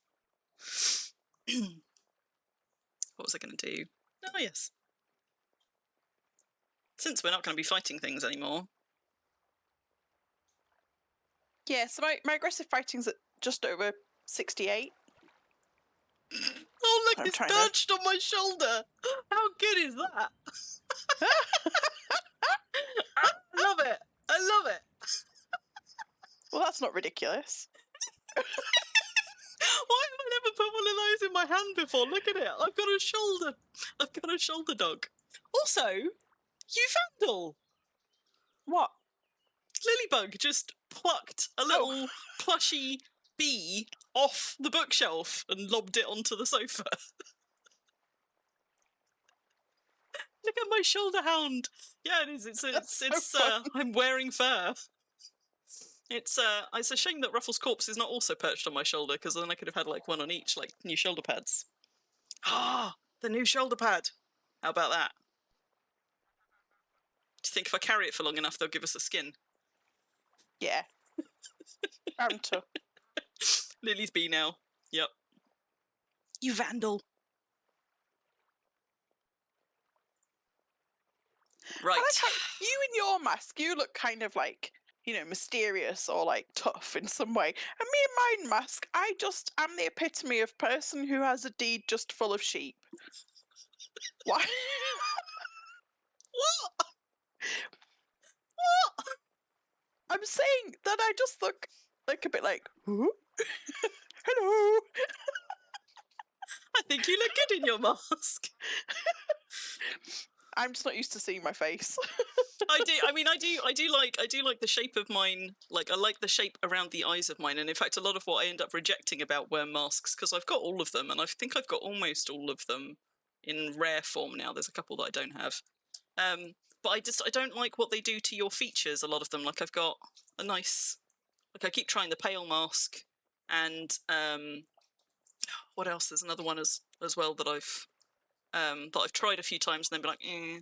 Before I switched over to the Enlightened mask, Crim used to be in a silver skull mask for a long time, which again sort of sits similarly in terms of kind of just like sits on the cheekbones and frames the eyes quite nicely. But some of them frame the eyes weirdly, and I just don't like that about them. So that's why I ended up with this, and also I like not that it's going to be terribly easy to see because the sun's going down, but I like the way the owl ears. God, you're not going to be able to see it in this light. Just kind of clip through the hat. It makes me look like I've got little horns, which I quite like as well. Where it just sort of like clips up the side of the seafarer's hat.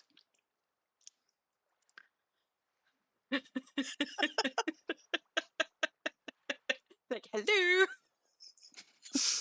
It's like, hello. Hello, I love sheep.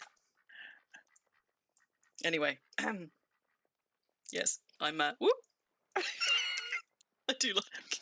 Do you know what I'm gonna put your corpse down, but I'm sad I haven't got a one-handed weapon with me because I would quite like to have kept that look, I can see it got its teeth on the side of my screen, even in first really person. funny. I would have quite liked to have just carried that around for the rest of the stream, but I didn't. I suppose I could always mail myself my sword, but what was I doing? Putting Ruffle's corpse down. Mm-hmm. Let's put her back in there. So we're now just, for anybody who got completely disoriented, we're now just heading over a bridge here and up into this section of Pristine. So we came round this side before and cut across there. So we're now cutting back up to a bridge to go around the south side of this. This is sort of Drake Peak, Mere Haven, that kind of way, across round to the grasslands. And we'll take another bridge back down from over this side, I think. Unless we get waylaid, which is always a possibility. No. Sorry. Also, look at these mountains. We could totally get lost up those for an hour. Totally doable. No. Also, Myra, did I miss it? Did you post how many frags you had at the start of stream? Because I calculated that Myra only had to completely chip a frag every 2 seconds to get through her pile of, 7,000 frags? Across the course of a 4-hour stream? And I was hoping she was... Oh, you didn't. Well, maybe you should post how many you're in now, and then we can count how efficiently you're fragging. I tell you what, I like this little cluster of bridges. Like, we've got a little fjord over there, and it's like bridge meets bridge meets bridge. We've got a bridge crossroads here. I don't think I've ever seen one of those before, and I like it. That's good. That's pretty good. It's pretty good. Nice. So we are going to go to Drake Peak in a bit, which Calvin and I have sailed past on stream. None of the crafters have told you if they spin yarn or not. Have you seen that ADHD meme, Tantale, about, like, you know, first of all you get into knitting, and then you get so into collecting yarn and you start to think, well, I could probably spin my own yarn, and so then you get yourself some alpacas and start spinning your own yarn. It's just sort of like those kind of, that hobby hopping that happens as you keep going, like, back one step and being like, I could make this material myself. And then in order to make the material, well, what if I had the animals that the material comes off of? And it just goes and goes. Oh, he's on a bridge, so we can't fight him. Also, Oh, look at that. So I really like when the mist does this kind of almost flattening out of the terrain. It gets you a kind of sort of slightly Disney-ish vibe, but also I really like this little fjord, and I kind of want to. I feel like there should be something there. Has somebody got a deed just there? Because it feels like there wants to be one, and if not, I want one there. I was going to say, like, are you going to just like, oops, I dropped a deed stick. Oh, I've heard that can happen. It can happen, and it's, oh, fuck, I've got a corpse in my hands. Just 1 second. And at some point, it's probably going to happen on stream where I'm like, I want this. But also, I really do like a little, like, secret waterway. You know, not secret, but like a little hidden waterway into a cove. What are you fighting? There's a goblin on the bridge. I couldn't see it. It's because I backed up to have a look up the fjord excitedly and therefore suddenly got in range of the goblin, which couldn't attack us when we were off the bridge. I do love a goblin death rattle. But I can't. The trouble is, there's no way to get there by cart because, you know, there's no paths around there, but I feel like somebody must have tucked a nice little deed there. And the only way to get to it without a boat is going to be if we can go all the way up around the mountains and down. But the chances of me successfully navigating us up and round and down, given my sense of direction, quite poor, but I kind of want to try anyway. So... What could possibly go wrong? What could possibly go wrong? So, I mean, it's you know, it's northwest of where we started. Let's just go and have a look. See, let's just go and have a peek and see. You know, it's getting dark. There's mist everywhere. I can't see for shit through these woodlands, and my eyesight has been failing this week. What could possibly go wrong? But let's just see if we can navigate our way over, over to see if there is indeed a deed there or just the remnants of a settlement. It's not that far to go, and also, oh my god, look at the sky. Look at the sky. I was going to say, when have you ever played And the Firewatch? galaxy. No. What kind of a game is Firewatch? What kind of a game is Firewatch? No, don't stop and pick grapes. We'll be here all day then. And also kind of watch game where is you're going Firewatch? and don't. Like, this is how I get disoriented. I look up at the sky and I turn around and then I'm like, which way was I going? I bring it up because when the sky is all orange like that, it reminds me of playing Firewatch, which I really, really enjoyed. It's so pretty. I love a goblin death rattle. Did you like it, 2, Mum? I've said it twice. 3 now. It kind of is a game about watching fire. It's a sort of exploration kind of game. How does it describe it? I've never heard of it, but okay. So where are we relative to? Right, it's down there. So if there's a way down, it's going to be through that little stretch of woodland there. So you know what? I'm on track. This is not going too bad. There's even a highway right there. See, I can do it. Sometimes I can not get lost. I shouldn't say it too much, otherwise I absolutely will. Game where the gameplay might not be the most important. Wait. I've got to just... Where is the bit down? Is it going to be that bit down? See, now I've lost my sense of direction. I got too cocky, didn't I? It describes itself on Steam as an adventure atmospheric walking simulator. Adventure atmospheric walking simulator. Yeah. I saw some guy on Twitch the other day who had Death Stranding, which I have not played, but has an awful lot of walking in it, had hooked up a treadmill with some very clever mechanics so that he could walk on the treadmill and it would make him, it would control his movement in Death Stranding, which is a game with a lot of walking. And I thought that was very clever. Right, I think it would be down here, but are we going to hit a slope that's too steep? Or, are we? I think we are. No, look! Ha-ha! There she goes. There is not something down here, but boy, does that look like a mine entrance. We haven't just entered and left a deed, but that there definitely looks... It does. It looks like a collapsed mine entrance. Look at that. It's flat on the top, flat on the bottom. It's been dug down. Kind of want to go and stick my head through it.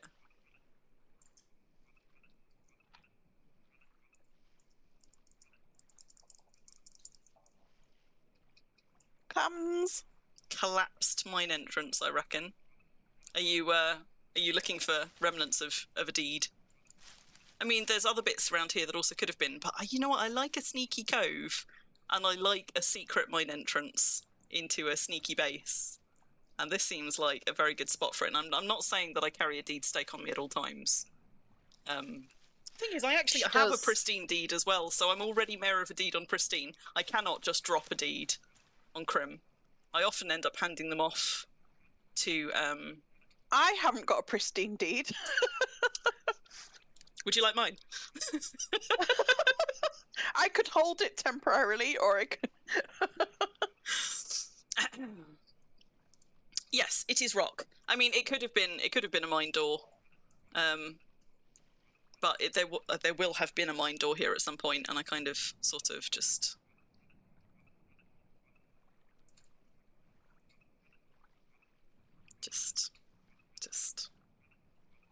go peek. Just while we're talking here, you know, don't mind me. Look at this nice little cove as well. I could totally own your deed temporarily. What could go wrong with that? Bun's already got a deed on Pristine. I've already got a deed on Pristine. And Eshri, I don't know where I beached Eshri, but not close enough for me to now hand off my my thing to her. So, like I say, you could give it to me, and then I could give it to Eshri when we. Yeah, true. If you want true. Not that I'm a deed placing enabler. We shall see you after laundry, Myra. Yeah, see you after laundry, Myra. But I am a deed placing enabler. Yeah, look at those skies though. So good. I'm gonna have a snack whilst I just do some investigating of this thing here. I'm totally not getting distracted on this stream about exploring, but this is a kind of exploring. I want to explore and see if there's a tunnel in there that I could stick my head through. Because it might have been that this has collapsed so long there actually aren't any tunnels back there. Are you mining? Do you want me to come and help mine? I'm tunnelling, basically because I can't see an open mine anywhere around here that I could go and stick my head in to see if there are still uncollapsed bits of mine somewhere here. The cat I've got a herring, me. if that helps. I've got a sardine. You'd like a place like that, a little secret place. Yeah. I'm always attracted to a little secret place. Like this, I'm always tempted to drop deeds in them. I like the idea of a little secret cove, even though I have no use for it. Don't drown, by the way. I won't. Just saying. You are running low. Yeah, but the ground is right here. What was I saying? And I'm not going to drown until I try and move, so it'll be alright. I'll just take a little bit of water damage when I do. It's fine. You're stressing Bun out, I'm sure. It's fine. It's like when you're surface mining up a really difficult slope and you run out of stamina and you're like, I'm just going to keep surface mining until I start sliding. Pop. Hey! Look how flat that is. That's definitely been a tunnel before. Yeah. But not a recent one because, here you go, I'm going to take some water damage, probably. Oh no! Yep, just. Why does one of my ears hurt? Like, I can't get the adjustment right on one of my ears. It's like squishing it. You've got a baby floof, Madoon. What kind of a baby floof? Baby floof. You started now. Now, sadly... I need to put a fan on, so tell me if you can hear it when I've... Whoa, what was that? Did you just see that shadow? What? Oh, it's the rocks! Look at that! Well, that freaked me the fuck out. It's just the rocks. No, I'm not hearing anything. Fan? Good. Oh, sorry, I did hit myself in the head with the pen.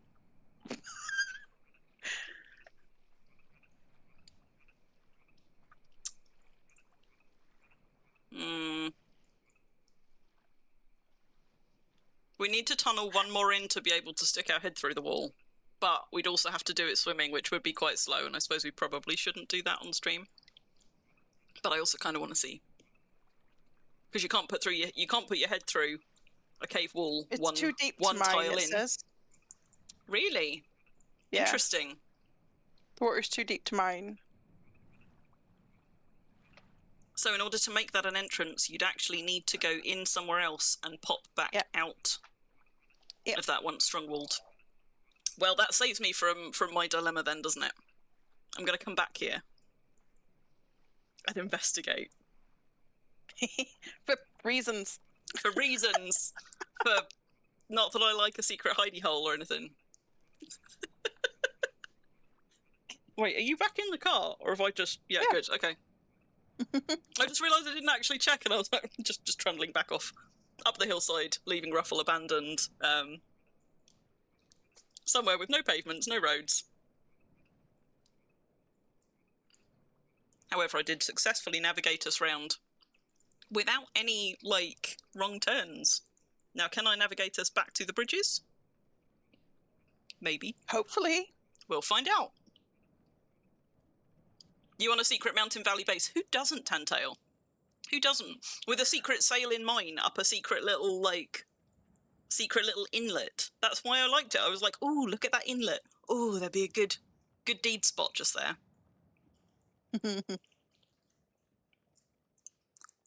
I don't need another pristine deed. I barely visit the one I've got. Oh, maybe this would motivate you.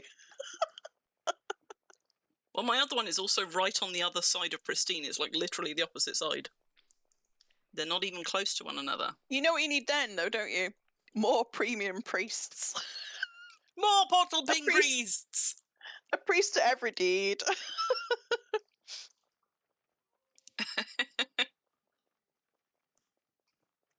Something about fibre floofs. So what was your... Oh, it's a black 4-output RAM. Congratulations, Madoon. I just realised you mentioned baby floofs, and then I got distracted again. Now, where? Not that would happen. Where did we come up? We must have come up somewhere over here, right? Also, this is a suspiciously straight colonnade of trees.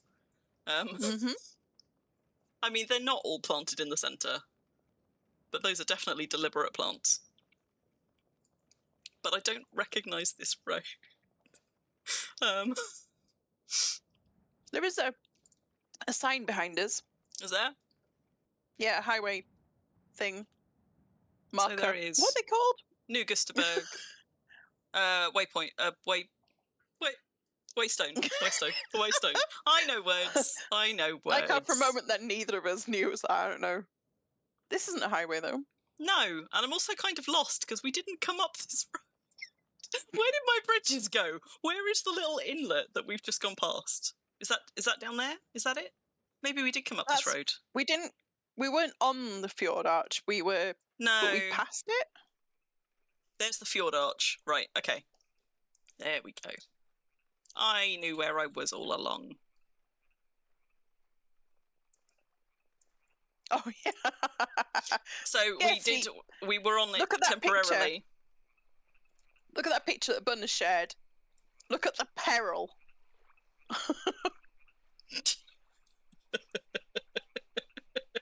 That is peril. That is peril, and that looks like what's got a nose just on the edge of your screen, because it looks like somebody wearing one of the Is it not a horse nose? Maybe it's a horse nose, but it looked like the what's it like the bonnet that the Troll King wears or whatever. Like, well, one of them's got like a cow bonnet. The cow thing. It reminded me of that.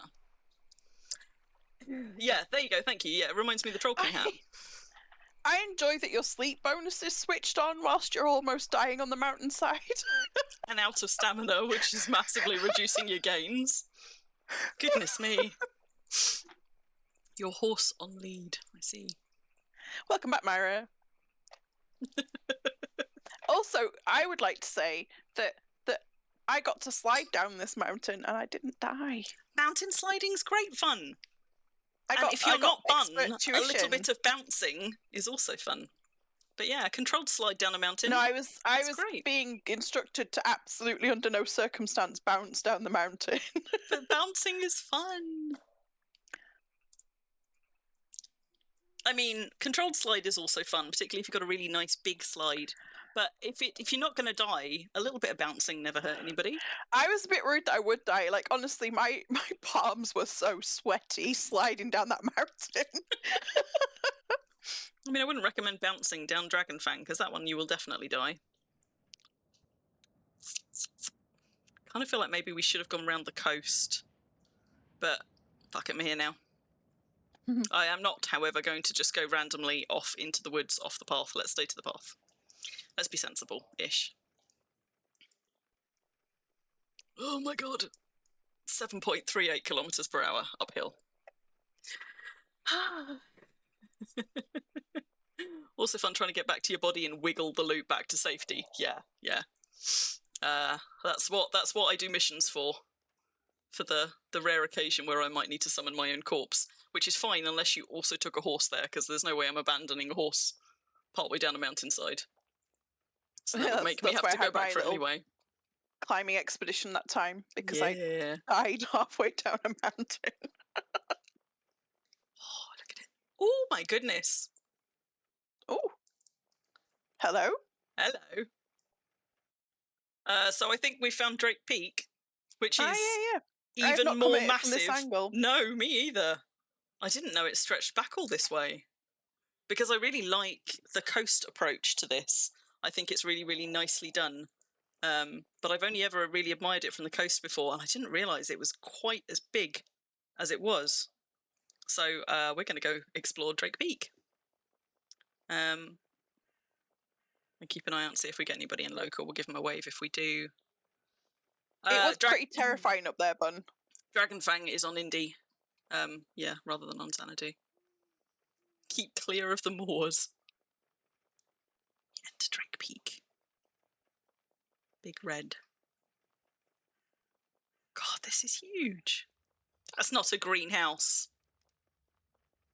Fibs and lies. Now, what's part of what I like about Drake Peak is I think it is a really good example of a terraced deed done well, and not like a rural deed, like a very kind of urban terraced deed done well, because as we start sloping down towards the docks, there's this path with terraced buildings either side in like staggered all the way down, and bridges at different heights all the way down, and it's just really, really nicely done. And I think one of the things that I admire about the sort of like the layout of this deed is some of the very clever terracing. Also, you can tell that we've just come into a place where there's a lot of stuff down because we're starting to stagger a little bit. And this is the place that Ruffle tells me has an absolutely huge market. And as I said, I snuck in the other day just to snap a picture for the cool down, but I didn't really properly explore. But I'm starting to get a sense of what you mean, because God, they just go on and on. Look, so these are all merchants. Yep. And we've got some more round this way. It looks like there's another like square of them somewhere over here.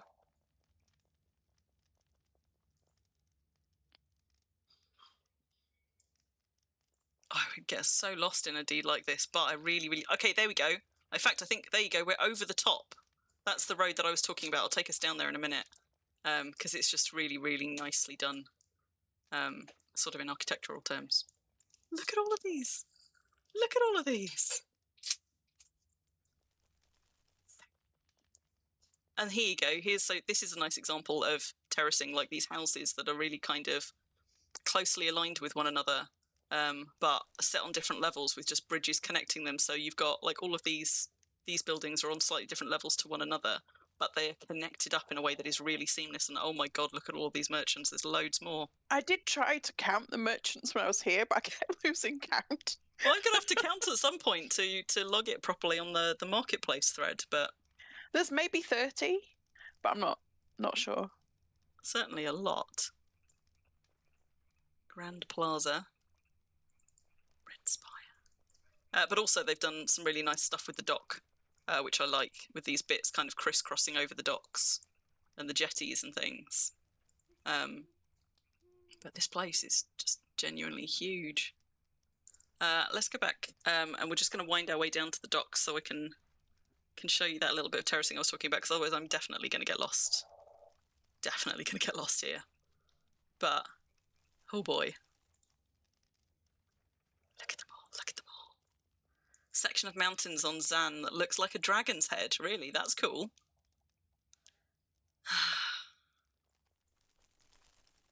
Whereabouts on Xanadu is that, Tantail? Now, is it here? It is here. Okay, so this is the bit that I was talking about with like the staggered terracing all the way down. So you can see these buildings either side. Like they're only like a tile or two apart. Is it? Or is it not this bit? No, it's not this bit. But like the buildings are staggered so that they are only a tile or two apart. So they're all really close knit, which gives it that kind of, it reminds me a bit of like, for any Brits, like Edinburgh, which is a sort of a city on a very, very steep hill. So Edinburgh's full of like these windy roads with like staggered housing where every like building is higher up than the next one. And you sort of like, you do a lot of going up and down quite steep little cobble streets to wind your way about it. And it's very characterful. Now, where do I find the route down that I pointed us at before, where I was like, that's the bit that I'm talking about? Definitely not through here. But since I'm over this way, let's have a look-see anyway. Is that it? Oh no, there we go. It is through here. Crossroads. Right. This is the bit that I meant to show you. So this has got bridges, staggered bridges all the way down, and also staggered buildings either side all the way down. And it's sort of, I think in a way, it's more effective coming up than it is going down, but I think it's still pretty awesome. So we're going to go have a look around the dock, and then I'll come back up this way and we can have a proper look at it, because the effect is really, really good. I really like it. Big fan. Your area, southwest on Xanadu, so somewhere down New Spring Way, like on, as in on New Spring Island, or in some of those mountains, sort of where you've got Melena's place there, and you've got just round the other side, Silenswith's place, Tarsus Harbour Market, and those kinds of things. M9 on Xanadu, Wolfmeyer. We're talking about the mountains that look like a dragon's head. So, 9, M9, so over here, okay.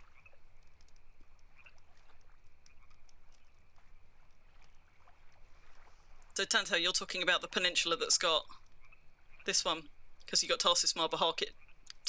Tarsus Harbour Tarsus Harbour Market just tucked in here, and Melena's place is, I think, on this island just here, original horse market. So these bits around here, you reckon? I can kind of see it, I suppose. Yeah, I can see that. You got like the snout and the ears. But yes, so really like their very busy looking docks with all of these like connecting bridges and sort of closely knit buildings and high sides and things. Like, I think that this is super nice, particularly with kind of like the views of those high buildings up there with all of those connecting bridges, and you can see kind of all of the staggered buildings up there. Now that looked like slope up over there, so it looks like we maybe can actually get up to these by cart. So let's go and get a view from up there. You missed Black Forest Market. There was a market on New Spring Island that I used to have on my markets list, but I don't think it was that one. I think it was Fur Market on the south side of New Spring Island. Oh, look at that. I mean, the amount of materials that go into making this place, but also just like, this looks like a proper city, and there are not many deeds that are so big and so built up that they look like actual cities, not just towns, but this is one of them.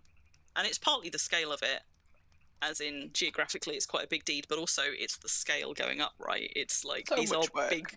big buildings, so much work, and also because they're so closely knit, it like I part of the reckon- way you achieve that city feel, I think, is all of those closely knit higgledy-piggledy buildings crammed in around one another. But America could probably build this in a week, though.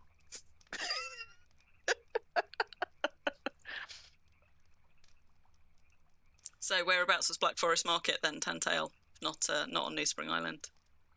Yeah, and like these connecting like bridges up so you can go everywhere on cart or on horseback. Like, this properly feels like a city, and that is quite hard to achieve in Worm. But also just the sheer amount of buildings and materials that have gone into making this. I mean, it's huge. It is impressive to sail up to. For anybody who's never been here, by the way, and fancies coming over and having a look, because this is well worth a visit, I would say. If you're a fan of Worm architecture and seeing like people who've built cool things, we are here. So we're around Q20 on Pristine at the moment. And Calvert and I sailed past here once, but literally just sort of like sailed in and sailed out on one of our on-stream adventures around Pristine. But we didn't actually get off and come and have a look, so I felt like since Ruffle and I were going around by road, now was a good time, plus a market that I'd never seen. But this is a very impressive build. Yeah, I like this kind of place as well, Tantail. And I mean, I don't think I've got the staying power to build something on quite this scale, but I can absolutely admire it. And I do like this kind of close-knit buildings by buildings connected by bridges, and this is that's sort of what inspired the build of my marketplace Little Venice, which is like this but on a much smaller scale. Those kind of like very closely knit, like lots of terraced houses and houses with like little one tile width alleyways between them, so you've got kind of like rambling pathways and back streets and stuff like that, and connected over canals. It is very impressive. And I don't even know who owns this. When we go back up, we passed a settlement token on our way in, so I shall be sure to have a look. But we're now going to go back up this bit that I said that I liked. Like, I hadn't even seen the orange trees. The orange trees are nice. But like, I love this route up into the upper city with these like towering buildings either side of you. This feels very kind of, this feels very sort of like very urban in a really nice way. And like I said, it kind of reminds me of London in places, and sort of like, but Edinburgh with the hills. Like, it's almost like tower blocks tucked behind tower blocks, and everywhere you look there's more buildings peeking out behind. And I really like this kind of staggered bridges up a hillside look. I've thought about doing this before in underground mines, having that kind of bridges stacked up to give you this kind of ever heightening arches look. But I just, yeah. I'm being effusive, but I do like it. I think it's great. And I also really like this. I love this on a steep hillside climb up a little thing like this, where you've then got like little entranceways into buildings part way up and stuff along the way. I love this. It is nice. It is good. And it makes me want to go and build a terraced deed to do exactly this kind of thing in it, because I think particularly for sort of doing like very urban deeds, you can do some awesome stuff with terracing. It takes quite a lot of planning to do, but it can be very effective. And we've got a guard tower just tucked in the middle there. That's the thing that I don't do. You do sometimes. When? You plan to drop a deed down and then you drop it. That's Yeah, kind of planning. that's true. Now, can I find my way back to the deed token? Eat. Bye. She's never coming back. She's just gonna right. She's off. Well, I'm not gonna go far, but I'm just gonna go and see if I can find that deed token. Which I think I need to go the other. There it is. It's right there. Also, I'm always a fan of pottery brick floors. I think they make they make for a very good. I don't know what it is. It's just like, it's not even like we have pottery brick floors over here, but somehow the pottery brick floors always make these kind of close clustered houses feel like really nicely knitted together. for me. So who owns this one? Looks like okay, from FEV. FEV. That name rings a bell. This is also, so there you go. Wendell was asking earlier about that thing that I talked about. I was talking about the productivity bonus of a settlement which caps out at 4%. So this is a deed that has been around for some years to have gotten that high. God, I do know that name. Oh, Maybe they've it's got rare somebody that I've sprouts, seen but at... not rose ones. Do you know what? I think I already looked at that merchant because I went and had a peek at a few to see the kinds of things that they sold. Yeah, if they had rose sprouts, I'd have had them. But I didn't look at all of them. There might be more. The impression I got was, so there's this marketplace and there are a lot of merchants here. It's a lot of crafted items and also a lot of like rare mats. I don't know if they also sell things like bloods or gifts or other stuff like that here. I didn't see any of that in my quite brief I'm glance. just But I trying to tell work you out if it's what, raining. since we're here, Raining. in game or out? Out. Oh, I've no idea. Can I hear? It had a little rain here earlier, though, so it's quite possible there has been a bit of a rainy day. Since we've lost Ruffle from the cart anyway, I will go and just have a look at a I few can come back. merchants. No, you're I fine. can come back. I'm just going to have a look at a few and we'll see what kind of things they're selling here. There you go. So a lot of enchanted tools on that one and on that one. Yeah, this is sort of the impression I was getting. Like, there's a massive amount of crafted goods on these merchants, and also several that have got like rare mats for sale, and an obscene number of snowmen decorating the place. But I don't think they're also selling snowmen, although if they were, you'd imagine that it would be in a corner decorated like this. So let's just have a look. 10p. Nope, that one's selling plate. Tin horseshoe. It'll be from Fisher Frags. I was going to say, do fishers spit out horseshoe frags? Yep. How strange. How strange. Oh, that might be where I know FEV, for I don't know how you pronounce that, might have bumped into them at Magfishers. I knew the name rang a bell. I do like these thrones, though. I don't know where you are now. Oh, there you are. Oh, I just left the cart in the middle of one of the marketplaces so I could go and have a look around. Yeah, so it looks like a lot of crafted goods. And at some point I will need to come and have a proper explore and a lot of enchanted goods as well.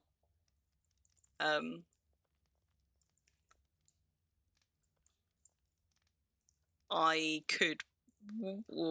Oh no, in fairness, the merchants are named. So they haven't got shop signs out telling you what each of them are, but if you mouse over the merchants, it looks like the merchants are actually named in a helpful way, helpful-ish. Like, this has got alloy somethings. It turns out it's alloy tools. But then you've got things like Merchant Candy, and I'm fairly sure Merchant Candy is not selling candy. So you can't trust that one completely. But some of the merchants are helpfully named. Some are just given names.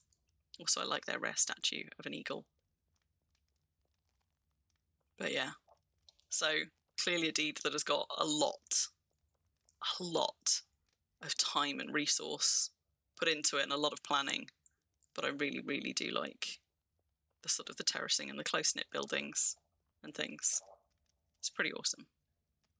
So that's our second dragon-themed deed of the night so far. Mm-hmm.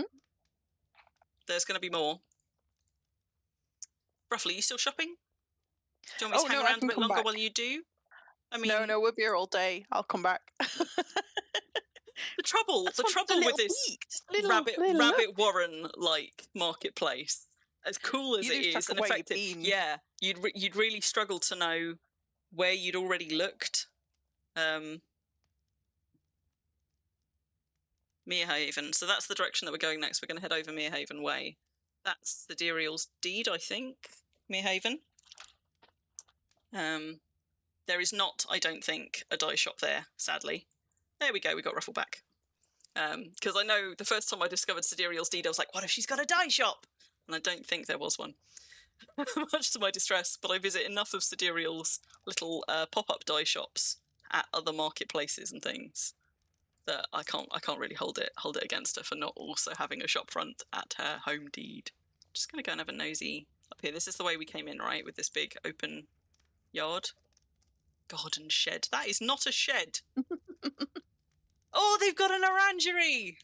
I so approve. Although I feel like an orangery really does need open sides, much like their greenhouse. It doesn't have enough light coming in.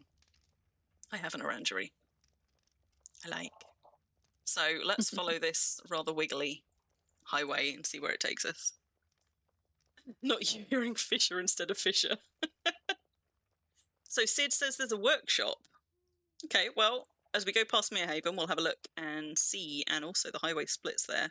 Merehaven 125, Merehaven 126. Much of a muchness, apparently. Fuck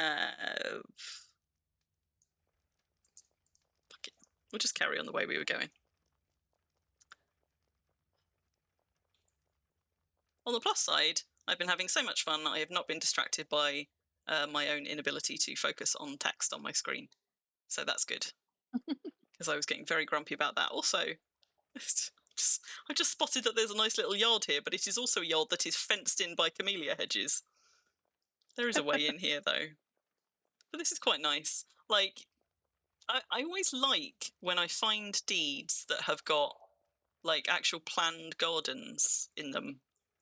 Because you don't often see them. And they take up a bit of space, but it's always kind of nice when you do, sort of like little zoned garden areas and things. However, I'm now going to struggle to find my way back out of this one. How do we get? Oh my god! Oh my god! There we go! There we go! There we go! Right. Oh, I don't now know if I'm following the right bit of highway, but let's hope so. Let's hope so. You were planning to visit Sid's with the Gnar and get advice and dye for the sale. Well, Sidereal often has concession stands at a lot of the Impalongs. She's usually at the Friendalong, because I mean this is Sid's server. So if you are coming along to the Friendalong in a couple of weeks, that's probably a good place to catch Sid. She's often there, getting corpses donated from the arena and then imprinting them on things while we slap each other with fish. That's a lot of slaughterhouses. Spy. You got to wonder on a deed this size, how many of these buildings are just sort of shells for show, and how many of them are sort of actively in use? Because that's the downside of a deed of this size, right? Unless you have a very large community in it, even if you're somebody who has a lot of stuff, and I'm somebody who has a lot of stuff, you end up building a lot of buildings for show, sort of for scenery, and for the kind of the atmosphere. So I always kind of wonder with deeds this big, like how many of these buildings are just empty. Not curious enough to go clambering up the sides to peer in all the windows, but you know. But maybe as we go away, because you see, this has definitely got stuff in it.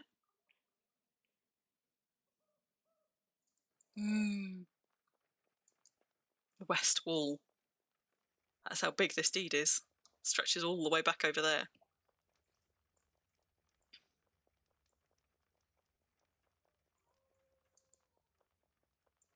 A lot of gravestones of champion creatures there. You've never been to a Friendalong?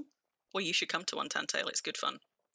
Even if you don't want to come and get stuff imped and enchanted for free, or imp other people's stuff to tink your skills up, it's just a really, like, Impalong's a really nice community event. You just get to hang out with people for a few days, chat to a lot of people in local. There's all kinds of games running. We were talking about some of these earlier. So at the Friendalong, a couple of sort of Friendalong specials that you don't tend to find other places are lawn darts, where if you don't mind dying, you throw yourself off a very high tower and try and hit a target square on the floor below, and you get extra points if you die doing it. And there's fish slaps, of course. Fish slaps, which I lured Ruffle back into Worm after a hiatus of some years by telling her about. It's true. Here we go. You know you're in Sid's place, because, oh my goodness, look at the colours. But we are also being followed by a spider, so rather than bring a spider onto Sid's deed, I'm just going to deal with this first, and then we're going to go look. You got thoroughly imped and spoiled at the DRF. Yeah, I mean, you don't have to actually come for the imping. You can just come for the mini games. You can come for the company. Like, it's just a nice community atmosphere. Oh, we're actually in a village, so I can't bury it. There's a champion lava spider over there as well, so I'm just going to go deal with that first because champion spiders. But yeah, like sometimes I go to Impalongs and I do quite a lot of imping. I got a lot of my smithing skills at Impalongs because I don't really have much cause to smith at home. But sometimes I've absolutely gone to Impalongs and mostly just hung out, chatted, gone into arenas, taken part in some of the games, and just enjoyed the company. And they can be really quite nice for that. So if you've never been to a Friendalong, I recommend it. One other feature of the Friendalong in particular is they give away a Drake hide set, custom made, one a year, and they do it by releasing tickets each day that you can go diving for. So if you see diving for Drake on their just being attacked by everything, there'll be a forum post which I probably should have dug out to post in chat. Let me just see if I can go and find I'll it. look for it. Okay, You thank you. drive, I'll look for it. Yeah, so diving for Drake is a thing that happens at the Friendalong because Virus and Goldie, who are very generous with both their time and their money, go and collect all the bits and pieces together for a full Drake set of armour, and you can go diving in the lake every day looking for tickets to submit to go in to a raffle to win a Drake hide set. And if you are the lucky person who wins it, then they will make it in a colour of your choosing and imp it all up before you leave at the end of the Impalong. They have for several years, although they didn't get one last year, also managed to procure one of the few remaining dragon eggs in the game for the Impalong event. As I say, they didn't have one, they weren't able to get one last year, and they got one the year before, and it hatched early. And I seem to remember it hatched unexpectedly partway through the Impalong, close to a building full of AFK priests. There was some drama, but so they have hosted dragon slayings, and it for a while was one of the only places you might ever get to see a dragon egg in game because they haven't existed, they haven't been created in game for a long time, but some people still had them stashed away, and they pay a lot of money to try and get their hands on one each year so that they can host a live dragon hatching / slaying event. So we I are like that blue next to that yellow. That's nice. Which one? Oh, this one. That is nice. The eagle bronze. Steel blue and eagle bronze. So we are on Sidereal's Deed, as you can almost certainly tell by the very, very vibrant colours that we're seeing everywhere. And I'm actually going to not just drive my car right through there, because I've sailed past Merehaven, but I don't think I've ever actually been up here to this bit of her deed, and I am a big fan of Sid's dies. And since her workshop looks like it's open for people to come see, oh my god, look at that! You can actually see them all on barrels. You found a champ ram. Yep. Where'd you find a champ ram? Where was it? Where's it? Where is it? Where's it? Where is it? Where is it? It's northeast. It's behind the massive sea of hell horses. Oh my god! How did I not? Yeah, I guess because it's dark. Excuse me. What? Because it's dark, so we rode along here, and I clearly just did not look off to one side. Trot falcon. I could have sworn that one was called Toffee something, but god, look at those. Look at all those hell horses just like sparkling away in the dark across the hillside. That's cool. And there's the champ sheep. Oh look, there's one called Floofy. Ruffle. Ruffle sent me a rare wool, rare floof from Floofshire, yesterday or today, which I thought was charming. Oh my goodness! Look at this bright purple octopus. Oh. Transmutation hut. Look at that colour. Wow. Look at all of these colours. I mean, just so good. It's probably a good thing that Sidereal is not here at the moment, or we might never leave. Or maybe we would leave, but with our purses considerably lighter. Yeah. Because this is a really nice display of Sid's stuff. And It's kind of nice to be able to come and have a peek in here. Although I do feel a little bit like I'm peeking through her drawers because she's not here right now. But it is a very open workshop, so I think my assumption is it looks like it's a place that people are welcome to come and wander in and have a look around. And then Merehaven stretches all the way down to the coast down there. So there are also some buildings down at the bottom end.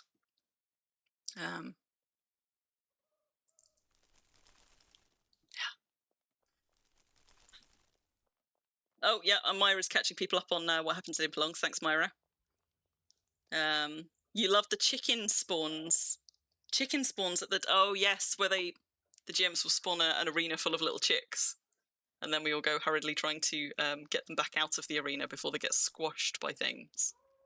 Oh, there's an upstairs as well. Did we see a way up to the upstairs? Did you spot any stairs up? Is that a place we can go? I didn't look.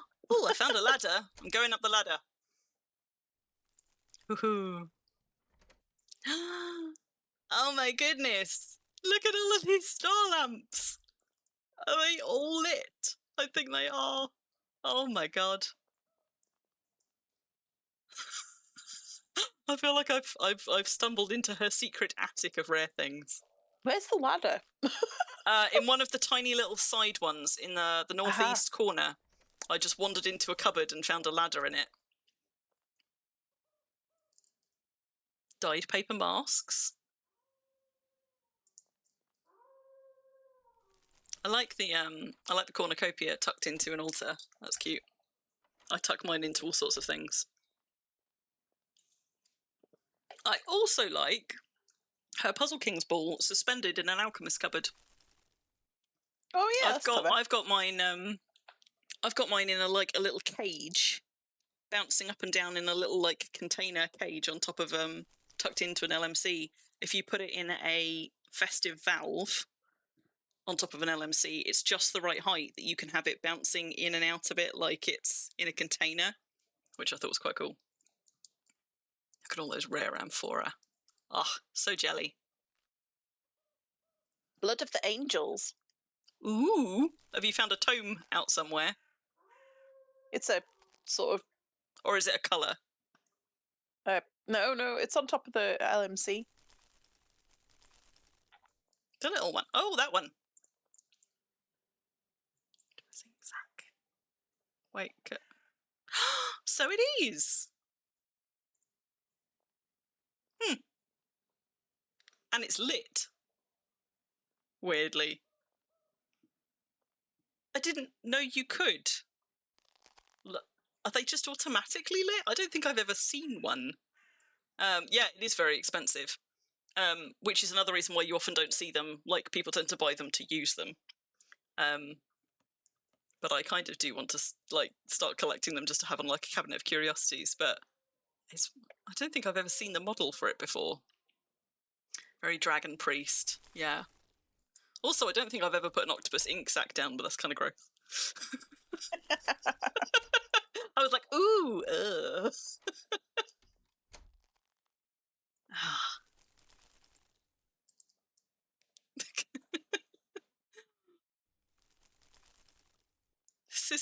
What is this strange configuration of... It's almost like half of a pentacle. It's configuration on the beds. Lingonberry chessboard. Now, I have just made myself a chessboard, a rare chessboard, and I made it in blueberry wood. And it was darker than I was hoping it would be. I was hoping that it would have been one of the lighter ones, but it's not. It's quite dark, and I avoided the thorn because I thought that the thorn would be so dark it was almost black. The lingonberry wood, though, is nice. I'm going to make my other one, my one for Brambleheim, in lingonberry wood. And I was lamenting today that we cannot make checkerboards in wood. I mean, you can make them in wood types, but the wood type doesn't show, and I feel like that's a crying shame. Well, now that we've had a proper nosy about in Sid's drawers... Oh, wait, there's another... Hang on a minute. Oh, secret room! Ha-ha! Uh-oh. Uh-oh! I found a secret room and then I fell down a hole. I was like, hang on, there's more building back there. I do like a secret room. Cunningly disguised behind wall dressings. Which means there's probably also one this side too. Yep, there is. Am I about to fall down another hole? Maybe. Yeah, there we go. Looks like the Avenger symbol. Maybe. Yeah. Oh, Maybe. it does. Wait, Yeah. wait. Can I? Where's the secret door? Oh no! Oh no!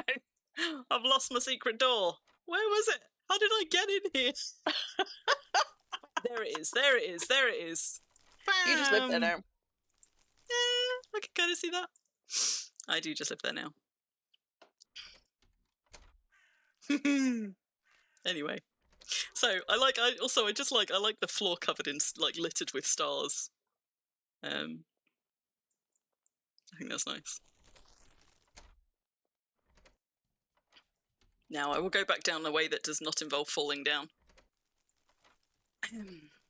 So there we go. That was the upper part, at least, of Merehaven, home to Sidereal Diemaker Supreme. One of my many books is named after Sid, because I've got books named after a lot of players or named for a lot of players in game. And Sid's one is Sid's Jars Make a Girl See Stars. Because they do. I've got a lot of them. It's like the glowing. Yeah, I know, right? Glow in the dark stars that we'd stick on the ceiling, and that was the thing when they brought ceilings out. I was like, oh my god, the things that we can mount on walls. What if we can now mount them on ceilings? We can have stars on our ceilings. But I don't know why they didn't make ceilings a placeable surface like walls. Maybe it was just going to be too much work to do. I don't know. But having made it so that we could hang things off ceilings, I'm kind of sad they didn't also make ceilings a placeable surface for that very reason.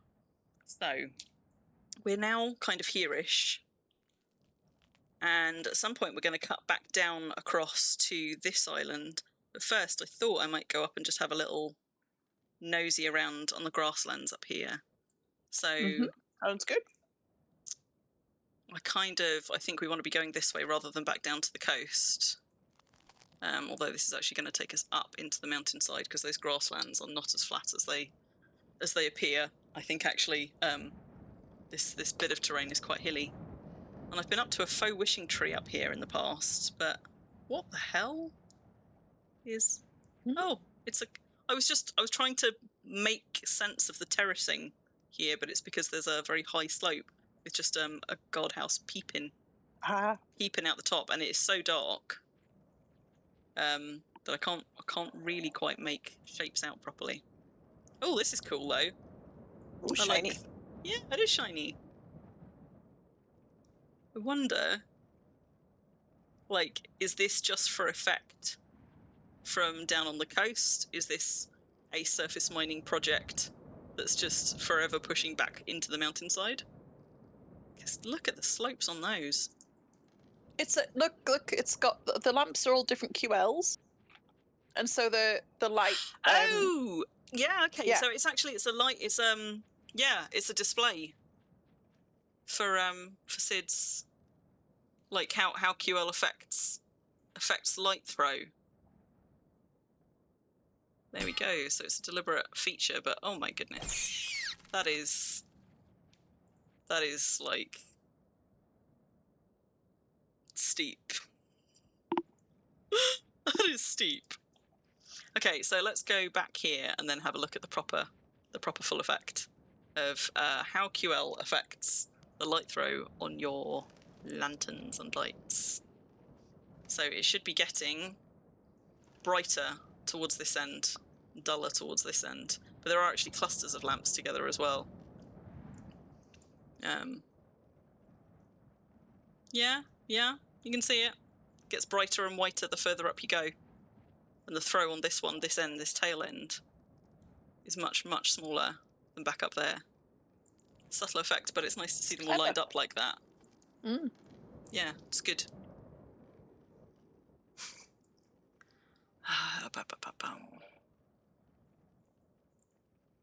Your yarn shop magpie is activated. Sorry, that's just me catching back up on chat where I've just missed.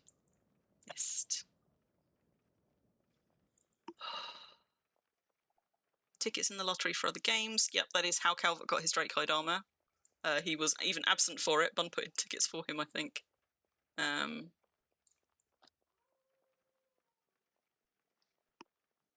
Whoops, I should probably pay attention to where I'm going. Maybe, probably. Glengarry, that's a name I recognise. So that's another deed on the coast in this direction. But at some point... Ooh, there's fences up there. I like that worm nights are properly dark. Where the little hoods The little what? on the road. The little hoods. Hoods. Oh, Wool caps. so there are. I wonder if somebody had a mission around here. You often find that when there's missions. I don't know if Pristine is a very mission-doing kind of a server. Might go up that road, even though that's not a highway, and have a peek. But actually, I sort of... She just yeeted herself out of the cart. Is she back in yet? Yes. I just wanted to go and have a look at this... souvenir hats. View. Yeah, you were. Have they got a maker's mark on them? Mm-hmm. Look at the sky. And who made them? It was. There's an eyeball stew there.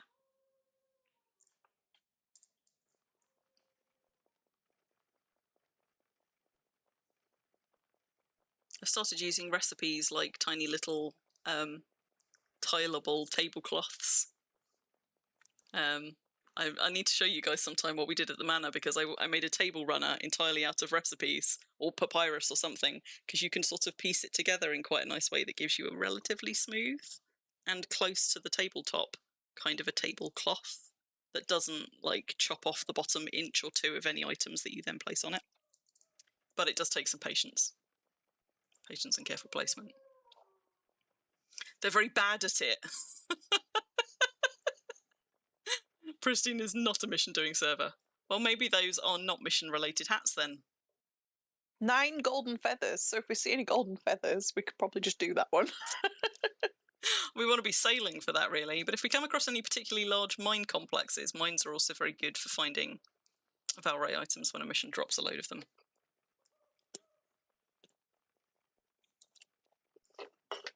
Oh, there are VV hats as well. Mm-hmm. Okay.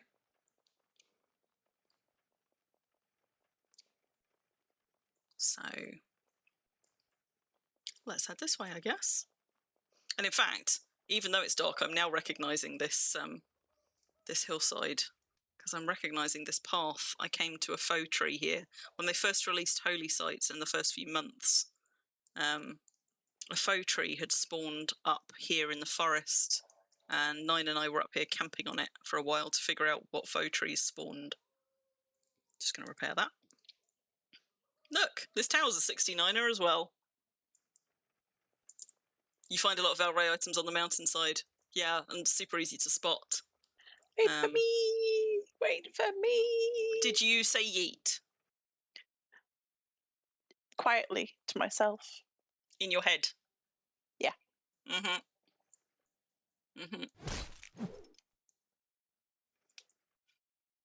Yeah, the Avatar ones do need a lot.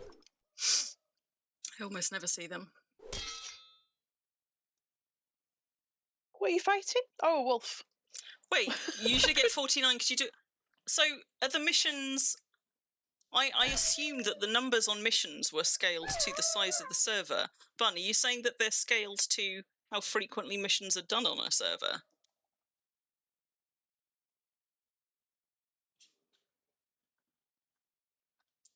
Because that is not a thing that I had clocked, if so. But it's good to know. Wow. I shall pay closer attention. What missions have we got at the moment? We said we got some champion Hell Scorpiuses around. 23 of them, although, so that's mostly done. If we see one of those, we should kill them, because that mission's going to pop. Probably not before the end of stream, but... And a traitor goblin as well. S10. We are nowhere near S10 at the moment. We're not going to get there tonight, but somewhere around here there's a traitor goblin bouncing around. But yeah, so I went and camped up this hillside in the thick of the woodlands for a couple of weeks one time. When foe wishing trees were not broken. Before thou yeetest oneself, thou must declare thine intention of yeet. Precisely, Tantail. Yes. Precisely. I like buns. Do I have facts? No.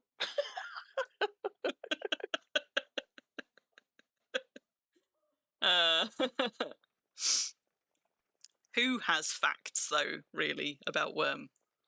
Not stupid Bob. That definitely also needs repairing. God, Pristine haven't repaired their guard towers in a while.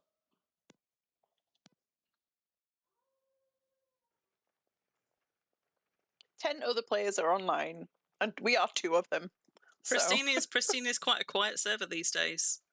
I mean, I don't think Pristine has ever been hugely active, but Pristine and Release. So Pristine and Release were both released around the same time. They're sort of. Pig. I think there's only a few days between them in terms of their age, and for a long time, Son of a troll. Release and Pristine weren't connected to the others. They were on their own separate cluster.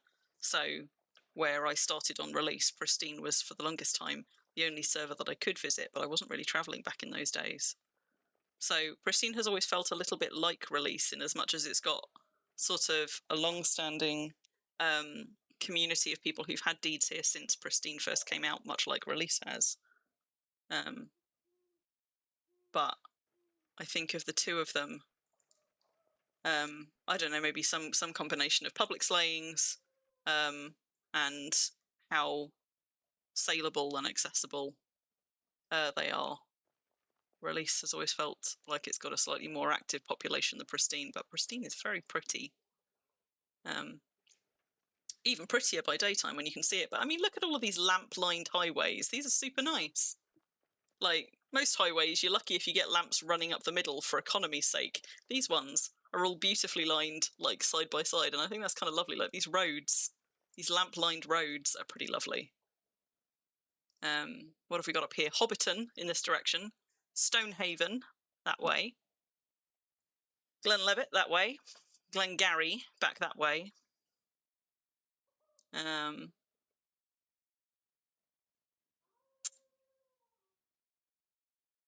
Which way we go? I don't know, you know.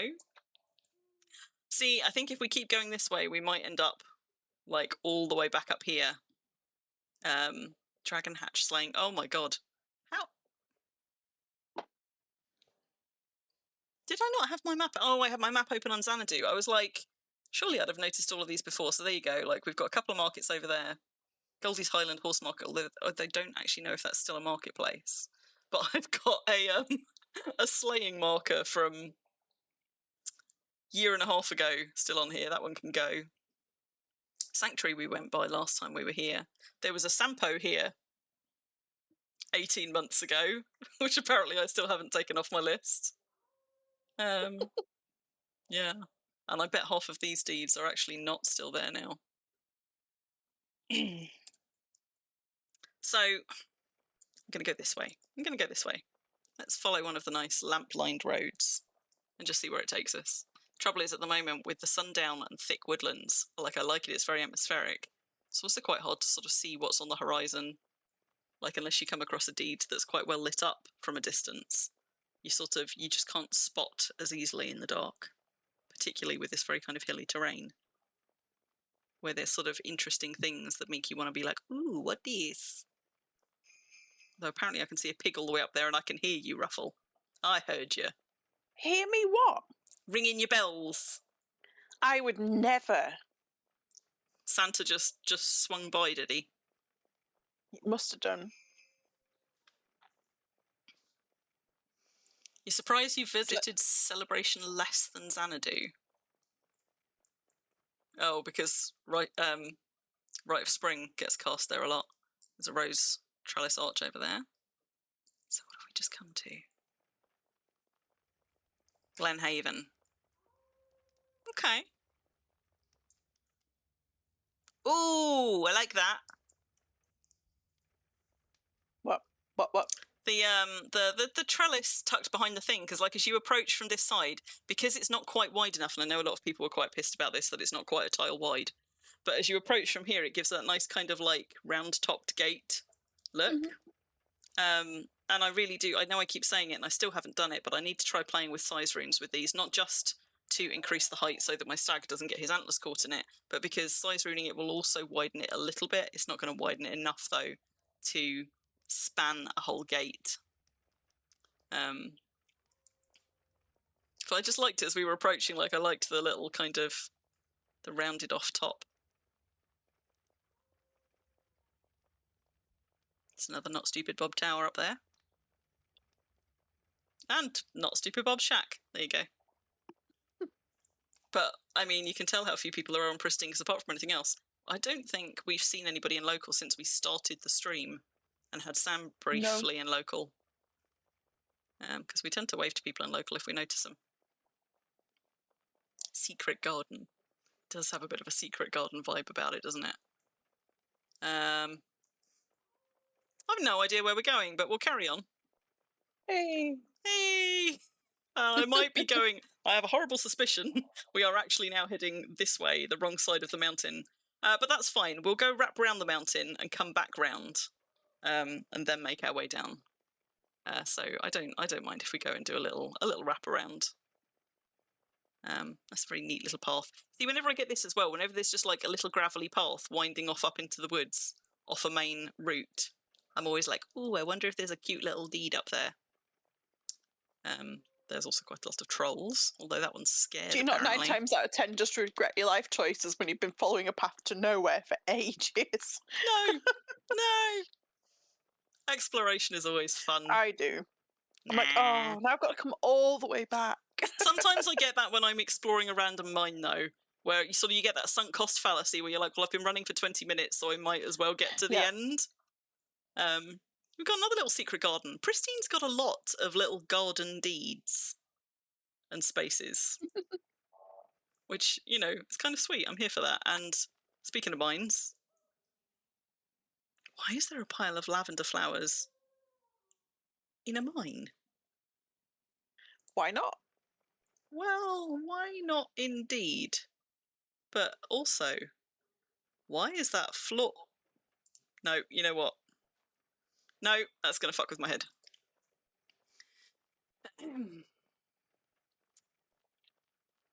So there was me being like, we'll just wind our way around the mountainside. Oh, no, look, the highway does continue. We're fine. We'll pick up the highway again. It's all good. Some random felled trees. Gonna go check that guard tower, because the last few have also been in a bit of disrepair. But yeah, I like these kind of just... Pristine feels very, like, sort of garden city-like. It's got lots of pretty woodlands and rolling hillsides. It's cute. Yeah, there's a lot of really nice terrain in Pristine. It's got a really nice vibe about it. Welcome to a safe place to stop. See, that's cute. Ruffle, look, and they've got sheep. Oh. Ah. Or possibly just and sheep. Oh no, wait, there's another one. Sheep plural. Well done. Let's have a look. Fo ho ho.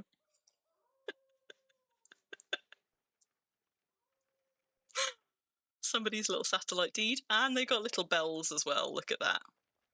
Ruff will be right at home. Sheep and bells. Very cute. Oh, nice. She says ringing her bells back at them. It wasn't me. It was no, the sheep. definitely not. Yeah. I like that you just sort of like greet other bells by dingling your own bells. That sounds wrong. I haven't dingled anything anywhere. I just would like to say. I put the stream advertisement for this, like I had bimbling in, and Discord was like, bimble's not a word, and I was like, bimble is a word. But we could have been bimbling and dingling away across Pristine. I've not dingled anything, nor you have I just dingled any melons. You just dingled. And melons can't be squished. Or if they can, they've gone bad. Oh, look, look. The purpling begins. My favourite time. Let's just hope that we don't get attacked by anything. Also, oh, that's why I've got my fingers on the wrong keys. I was like, why is the cart no longer going forward? You beg to differ, Bun. I bet you do beg as well. Look at the sky. Oh, so good. So good. And in fact, can I get just far enough out of the tree line? Mind you, with those mountains, I don't think we're going to be seeing sunrise for some time yet because the horizon's going to be quite low. And I've turned my UI off, so I also can't tell what any of these deeds are. It's clever of me. Let's, oh, it's too far away to hover over anyway. Fuck it, let's just go look. Let's just go look. Look at that colour The retreat. shift. The retreat. Okay. Is it retreat? Nobody is squeezing your melons, Myra. Wait, I can't tell if that's a complaint or a warning. Like, is that nobody's squeezing my melons, or is it... Is it just a fact? Like, just a current fact? Or is it nobody's squeezing my melons? Tone needed. Look at all this marble. Ooh. I feel like it could be arranged.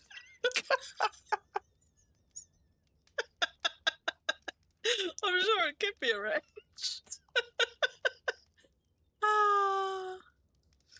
Oh, I did. So I had Prima as well for a while at the start, did I? Okay. Yeah. So, I like the trebuchets up on the roof. This is very castly.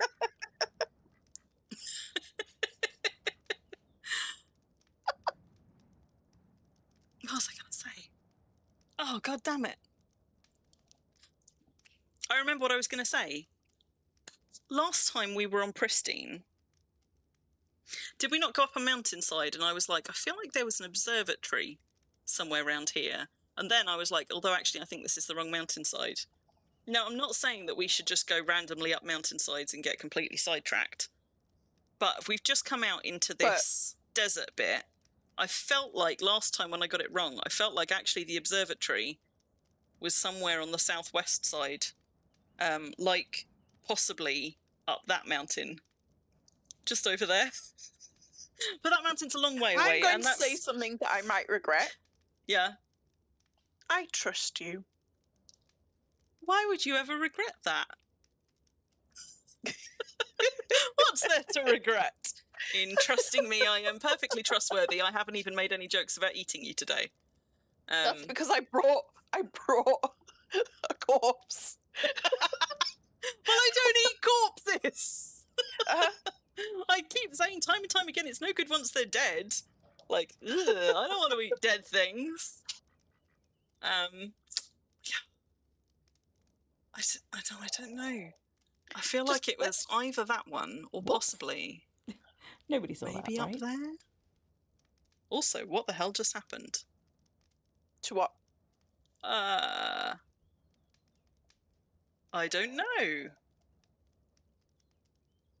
Something. I just had like a window like flash up and shut down. And I've no idea what for. I didn't have a second client, so I'm Gollum. Give it to us, roaring, wriggling.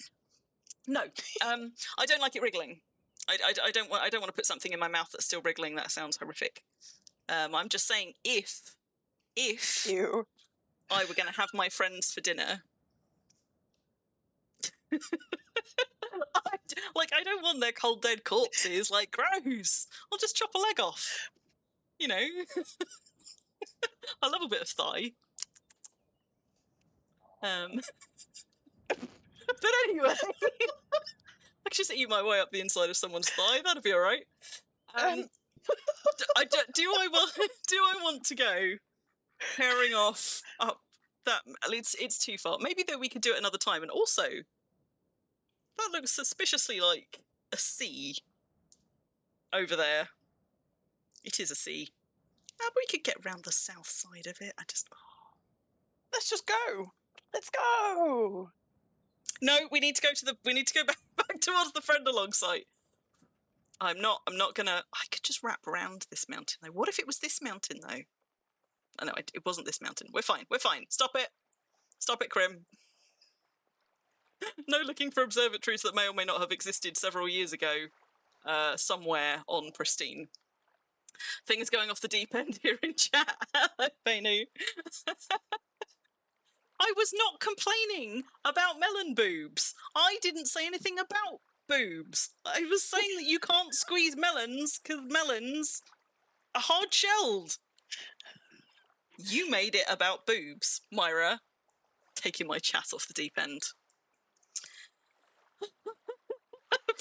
Fine. Your princess is in another castle. My observatory is up another mountain. Okay, it was definitely not up this mountain range, I'm pretty sure, because this mountain range is this one just here. It was near a coast, because I remember it was when I was out looking for Christmas spawns, for GM spawns, and I had left my boat somewhere and gone running out into the desert, I think. And I think last time I got confused because there's also a desert up here with a mountain, and I thought the observatory might be this or this mountain, but it's not. I'm pretty sure it was one of these ones, but not sure enough, and we're not close enough to go looking this stream. But next stream, we're going to be carrying on around this way, so maybe next stream will be the hunt for the observatory that never was. Great.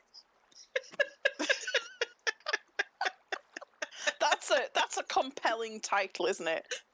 The hunt for the observatory that never was. I mean, I'm sure it was.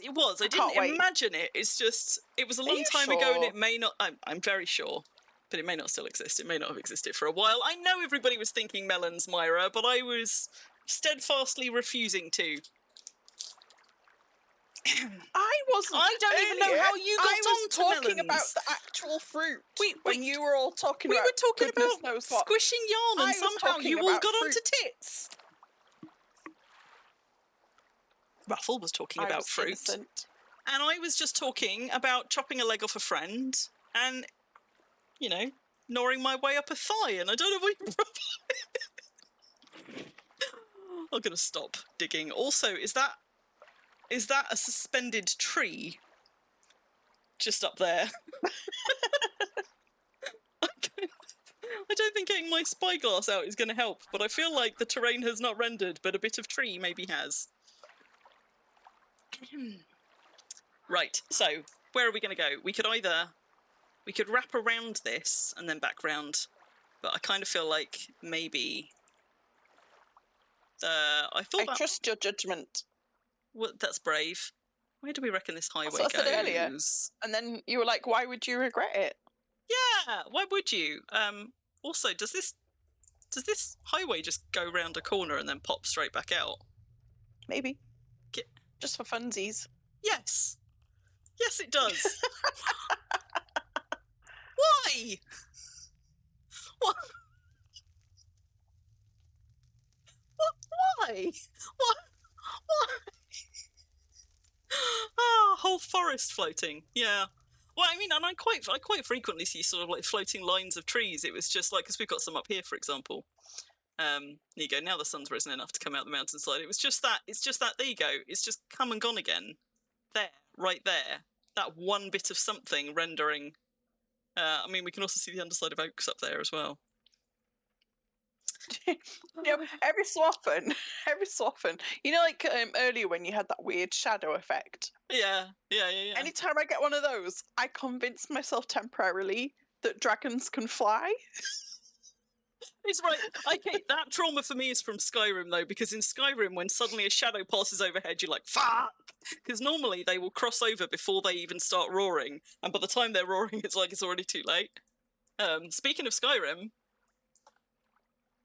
I was sort of kind of planning to do a little Skyrim stream tomorrow, and I know that Skyrim is not a game that we are all playing right now. But if any of you are pottering about in Worm or anywhere else tomorrow and want to just come and keep me company, I've been hankering to play Skyrim, and I've got myself, I think, all now set up, ready to be able to stream it while I do it. And I don't know how well Skyrim will stream, but on my little test stream where I was just testing the settings, I managed to give myself such a jump scare I jumped into third person. So if you also want to see me occasionally get spooked out of my seat, maybe Skyrim would be better for that than Worm, I don't know. But well, it's not going to be more test stream. Hopefully it's going to be actual stream tomorrow afternoon. But, you know, I haven't actually tried streaming Skyrim, so I guess we'll see how well that goes. I thought I had a game tomorrow, but apparently I have not, so I should be able to drop in for some or all of it. Yeah, come hang out. I mean, I suppose my other... I don't want to say concern. If you're somebody who likes a really kind of active stream, you're probably not going to be watching this anyway, because this is Worm, quite frankly. But I am not, I think, in what will be a surprise to no one, I am not a kind of run and gun sort of an open world RPGer. I am very much a kind of sneaky, snipey, line up the perfect shot, loot all of the good shit, and scuttle around cackling to myself, being a little snipey sneak thief. So that is the sort of game of Skyrim that I will be playing. But I am endlessly fond of Skyrim, which also, by the way, has beautiful skies. And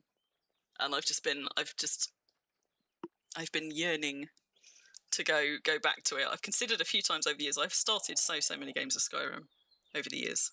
But so I thought, since I had a Sunday free, I was like, maybe it's time. Perhaps I'll give it another go at some point. Maybe I'll inspire you to pick it up again. Because last time I got bothered by two things and then didn't play it very long. One was that I kept getting lost. Really?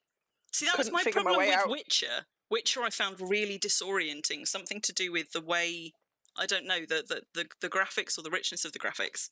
Like, I just kept getting lost in Witcher the first time I tried, and it took me a couple of years to come back to it. What was the second thing? I ended up with this guy following me and I didn't want him to follow me. And I felt really bad about it. You got a follower that you didn't know how to dismiss? I didn't mean to get him as a follower, and then I felt bad because he was all like, "Yeah," and I'm like, "Haven't you got a family?" Oh, I feel bad. You know, you because can I didn't just even want. you can just send them away. You could be like, It seemed rude. Your politeness frightened you off playing Skyrim, is what you're telling me, because you got a follower that you didn't like creepy following you around, and you were too polite to tell him to fuck off, so you just stopped playing the game. Is that like the sum of it?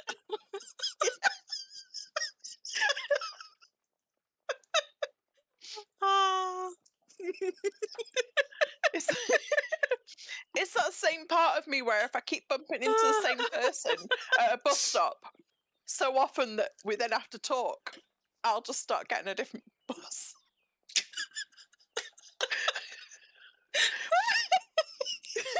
I laugh, but I have also totally done that. Like, with somebody, like, you've seen someone a few times and you get past that kind of, that nod of familiarity stage, and then that growing dread, and you're like, oh god, they're going to strike up a conversation soon, because we've seen each other and recognised each other too many times now. I have also been that person that just picks a different bus stop. Or starts wearing my headphones, be like, don't strike up a conversation with me, stranger, please don't. Can I go get places early? No, unless I'm trying to avoid someone, and then the motivation to get up early is amazing.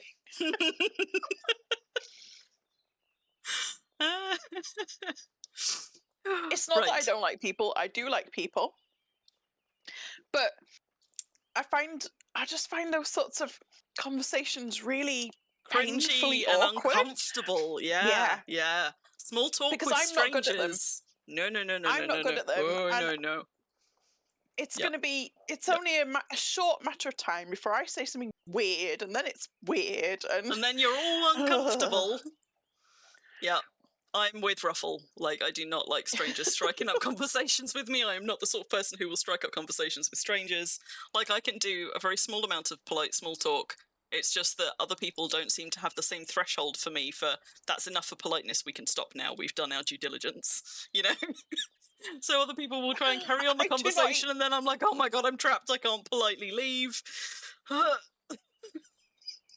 Oh, speaking of not liking small talk, I had the most amazing conversation with someone the other day at work because I ended up talking to them by accident, but in that way of neurodivergent people, we both sort of found out that each other was in different ways really early on in the conversation. So after that, the conversation did not have to follow any pattern or rule.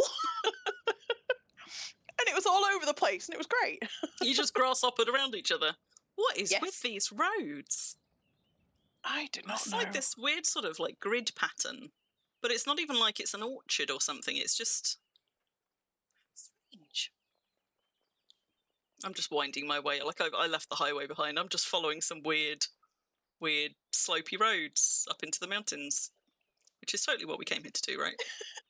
Your inability to shut up for the next century. Oh, Tontail.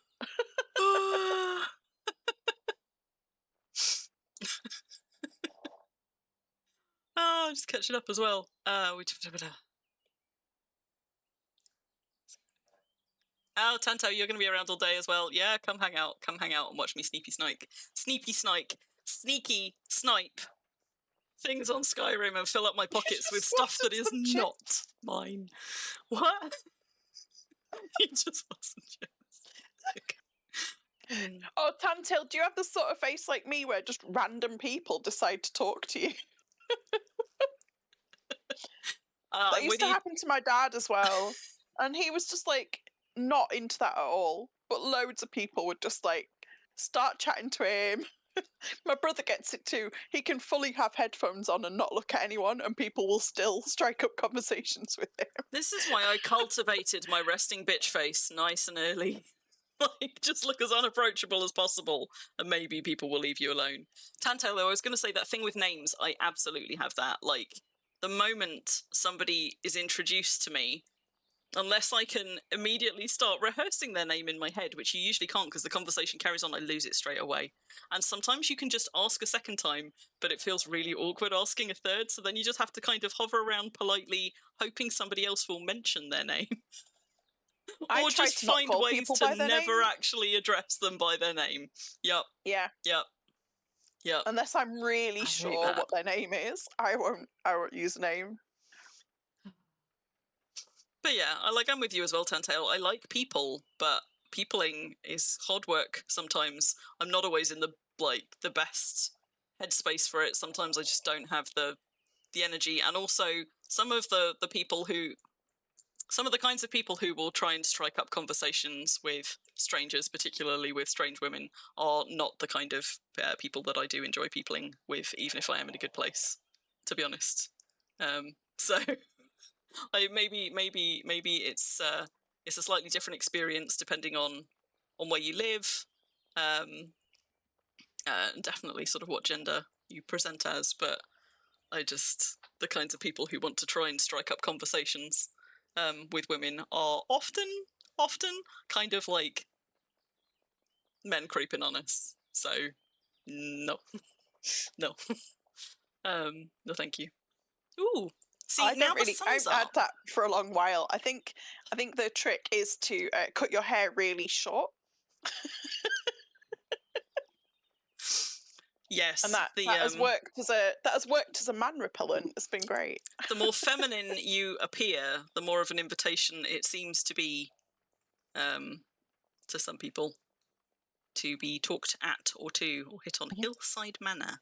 I kind of want to go and have a look up there. So this is the road that we actually came onto. We're backtracking on our steps, but it's so different now that the sun's up. You can actually see around you, she says, bimbling up a hillside. But can see what's. I just made Ruffle vibrate. Look, can I do it again?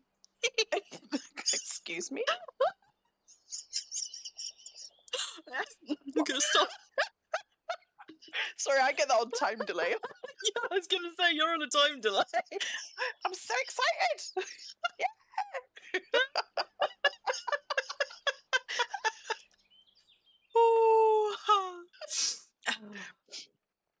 You took about 15 minutes longer in Tesco because old people wanted to talk to you about death and injury. Oh. Yeah, I mean, I think, in some ways, I mind less. I mind less when it's older people being lonely, because my default sort of I get weirdly sort of protective of, and also kind of like emotional about people looking vulnerable in some way. And so sort of people who look older or frail, like children who look like sad or lost or lonely, all of those, like, I'm fine. Like, my heart goes out to them. I don't mind old people striking up conversations with me. And obviously I don't mind, kids coming and striking up conversations with me, although I never quite feel equipped to have very good conversations with kids, because I don't have kids myself. And I'm always a little bit like not very good at judging the age of children to judge how to appropriately navigate this conversation. Like, what kind of things would they be into? It would help if I knew how old they were. But with those exceptions, sort of, I don't know, in my experience, the kinds of people who tend to strike up conversations are often the kind of people who I do not want striking up conversations with me, and so I just sort of go into a slightly avoid mode. So what we're going to do is we're going to head back down towards this bridge. This is the bridge that we're actually going to follow part of the horse race route that you take if you go to the Friendalong and take part in the horse races. So the Friendalong deed is over here. We're going to go down and have a look at that, because that's starting in a couple of weeks. And if you take part in the horse races will take you all the way around this coast, back over this bridge and back to the deed. And if you take part in diving for Drake, which we were talking about earlier, sometimes people who've never done this before, they're not sure how far to go, because you can swim and sail for quite a way looking for Drake. It does not stretch all the way up here. So if you're doing diving for Drake, I think they don't tend to drop them much past this sort of bridge bit here. Sometimes they will drop them a little way up into this bit, but it's basically sort of this section of the sea around here is the extent of the space that they will go, dropping tickets for diving for Drake. And we've got a lovely big rolling hillside here, but I'm going to try, and because Pristine, once again, does not like us coming down off hillsides, I'm going to try and make my way back down towards that bridge. That looks like an X deed right there, doesn't it? Look at that lovely big flat bit of land. I suppose the most helpful way to do that would actually be to get onto this path here and follow it down. Onward. Not going to refrain from comment on which one. Sorry, that was my fault for not paying attention at the time that I was talking. I think it was when you were making me vibrate. Oh, yes, probably yes. Mm-hmm. Yeah. We do get very lonely, says Madoon. You are not an old man yet, Madoon. You're a long way off. You don't mind most of them, but this one was blocking you in. Oh, yeah, I don't like that when people, whoa. Okay, I just had one of those. Look at that shadow. I do not like that. I just turned my camera and this great big shadow swept over. And it's the mountain. It's the mountain shadow. See, and that's when I convinced myself, like, oh, it's a dragon. No, they don't. It's just fly swept unless overhead. it's a GM. It's only a GM if it's flying.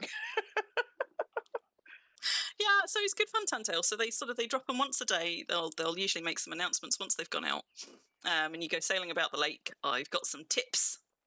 For people who want to go diving for Drake at some point. But I will be around for some, maybe not all, but some of the Friendalong, maybe all. I do tend to get swept up in community events. I find them really just nice to be around. Look at this random tree. That's nice. In a random little paved area. Like, this is what I mean. Pristine is just like a garden nation.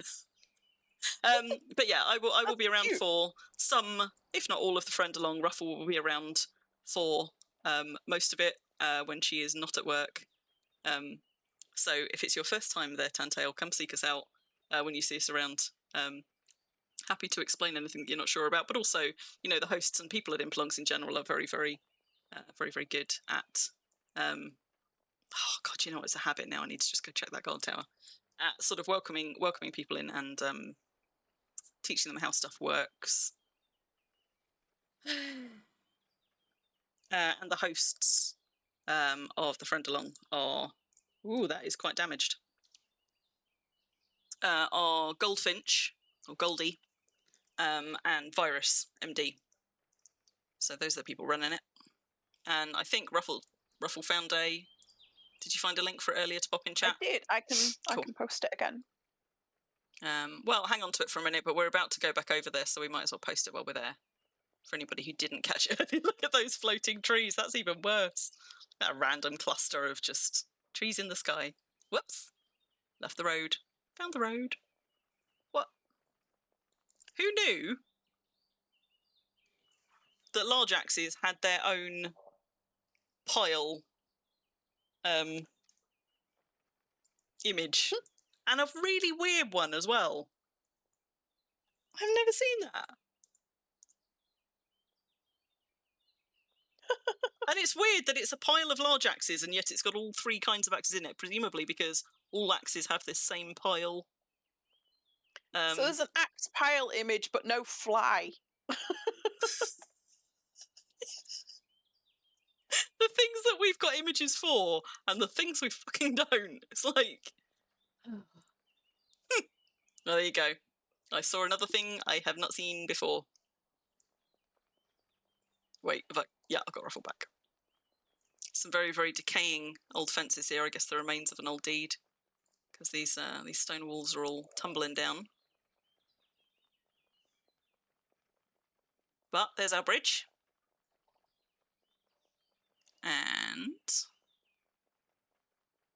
what have we got down here? Another guard tower that I'll go and have a quick peek-see at. But yeah, when you go diving for Drake, you it helps very much for the Friendalong more than any other Impalong to come by boat, even if you can get summoned. If you've got a boat, sail, because sailing will therefore allow you to take part in the diving for Drake, and you do not want to try doing that by swimming. No. You get nowhere. That is, however, up to scratch, and also we're on a deed. So there we go, this is Glengarry. I keep wanting to, you know, try and sneak a building inside of a cog, and a cog is the only one that has got enough of it, high enough that you could hide a building in it, but I think it would only be one tile. I don't think you could do more than a one tile building hidden in a cog, but I have looked at this before, and there is just enough space to put at least a one tile, maybe a 1x2, in a cog, tucked into, like, the captain's cabin, but all of the other ships are too low when you put them on the ground, I think, to successfully hide a building in. Just if anybody had ever considered hiding a building in a ship, you know. Maybe that's just me. Maybe that's just me. Never mind. Oi, bag our friend. What? The picture you get when there isn't an image. Oh, I see. Yes. Question mark bag. Gotcha now. But you always swim. Yes, I did mean as opposed to getting summoned, though.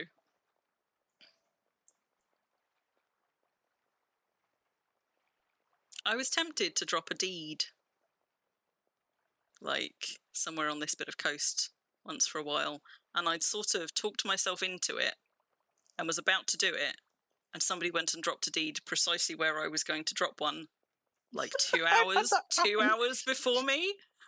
I've had that happen twice. I don't know what I would have done with it. Look at these clusters of lanterns. Because I had a spot on Delhi I wanted, and someone got there about 2 or 3 hours before me, and I've been like scoping it out, taking time, like thinking about it. And then I had a place on release where someone beat me by like a minute. I wasn't so wedded to it. I was just idly, but it's a shame that we're not here at night in a way, because I think that all of these are dyed lamps. So this is actually, this is kind of a rainbow bridge, right, isn't it? Dragon collar. Can't remember. Better to double hop or just sail around. So on South Xanadu, I would double hop. Yeah, I would double hop. So on South Xanadu, you want to drop off the south side of Xanadu onto any other server, and then hop back over. I mean, Pristine isn't huge to sail around, certainly nothing like Xanadu, but I double hop for things all the time. It's the most efficient way to travel, unless you're trying to take the scenic route.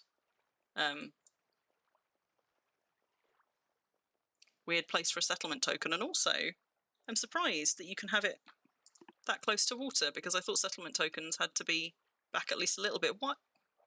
I forgot I was carrying the corpse of a champion hellhound. I'm also going to eat while I'm here. That's not, however, I've what I got a was looking settlement for. token like 2 off the water on one of my Yeah, beats. well, I think 2 off the water is the limit. It's just that looks like it's like 1 tile next to the water.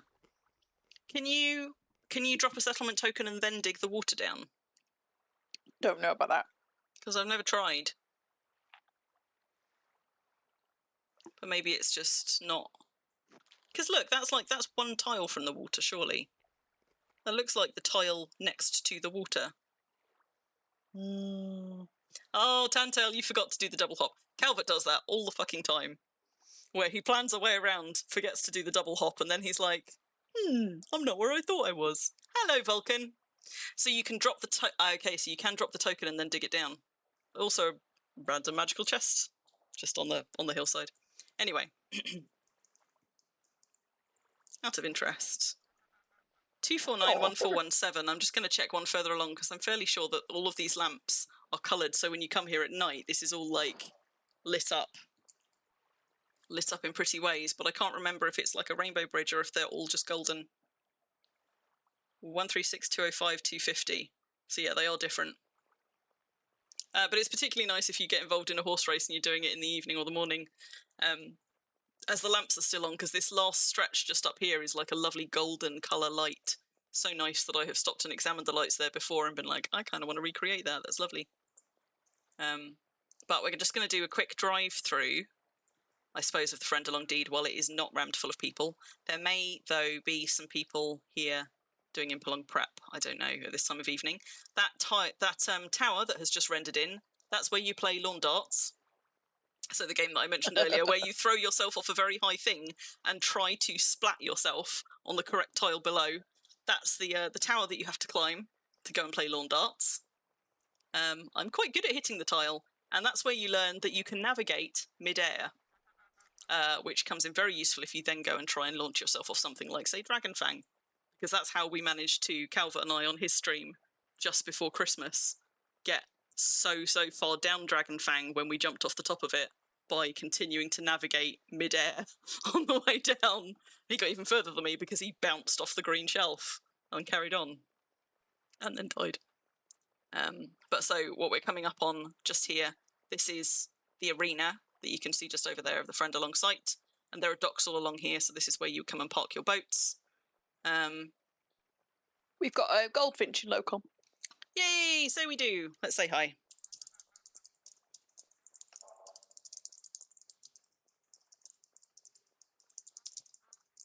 My neighbours are having a pie, I think. Your real life neighbours, I assume. Yeah. So, as I said, there may be people here doing Impelong prep because it is not long now. And I often find this if I go near an Impelong deed, anywhere in the run up to an Impelong, you'll often find people in local busy doing stuff. I suppose I should also. Let's just pop her a link.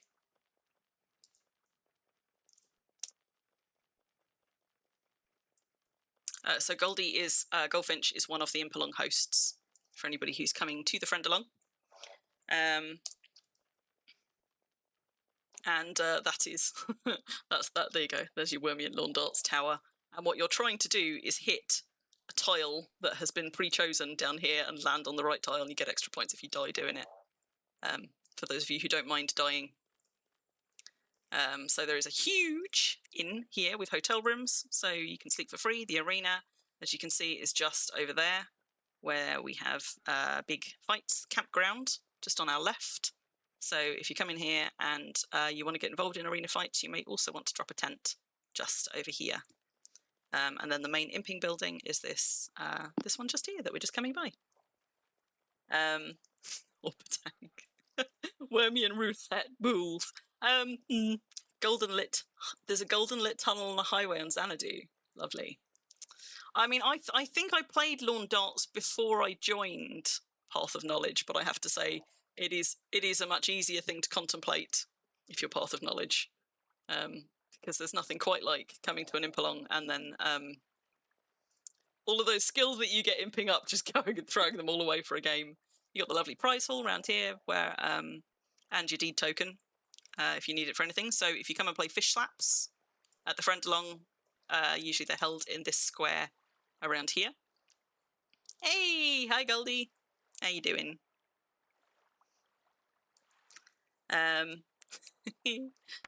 So this is your prize haul. I like that we've got some hearts. Oh, there's a Bayou heart up there. Very nice, very nice. Thank you, Goldfinch. So we're on our way through. We're continuing our glamping adventures. Good night, Bun and Myra. Good night, Bun and Myra. What waffle? Rude. We're on our glamping adventures across Pristine, and the timing just worked out really quite nicely that we were going to be coming over this way just in the run up to the Friendalong. So we thought we would just show people what's here for those that haven't been before. Love the matching hats. Thank you. We do like our fancy hats. So this is your main kind of imping space here, in over there. The arena. This arena has featured on some of my loading screens for stream. If you've seen any of the Nessie loading screens, those were Nessies spawned into this big arena space. And I have come away from the Friendalong, as from many Impalongs, with no small number of GM named spawns for my zoo, my wildlife park. So there you go. So that's the deed that you're looking for if you come and visit. These wagons are prizes. Ooh. There you go. With more to come, apparently. So there you go. Some of the prizes that they're going to be giving out at the Impalong, all lined up here. Lovely. I won my fancy wagon here last year. Oh yes, your was it a skull wagon? Yeah. I have also won some fancy prizes here, and also more fancy prizes up in the prize hall. So they run games throughout, as well as, all of the imping and other fun stuff. Just noticed the gnolls up on the roof. But yes, so if you're sailing here from other servers, there are two ways through. There is this dotted route here. You can come in round from the east side, but also there's a little canal, tiny little canal here. So if you're coming over from the west side, you can just shoot up through a small canal here, and we're going to cross over that bridge shortly, heading back out that way. Goldie says, does anybody have questions about the Friendalong while we have her in local? We've just been waffling away.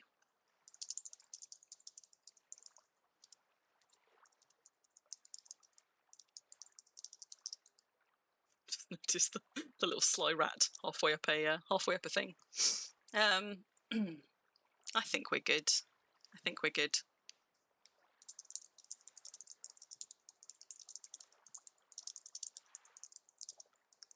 I don't know if Goldie's watching, but but just in case she's not.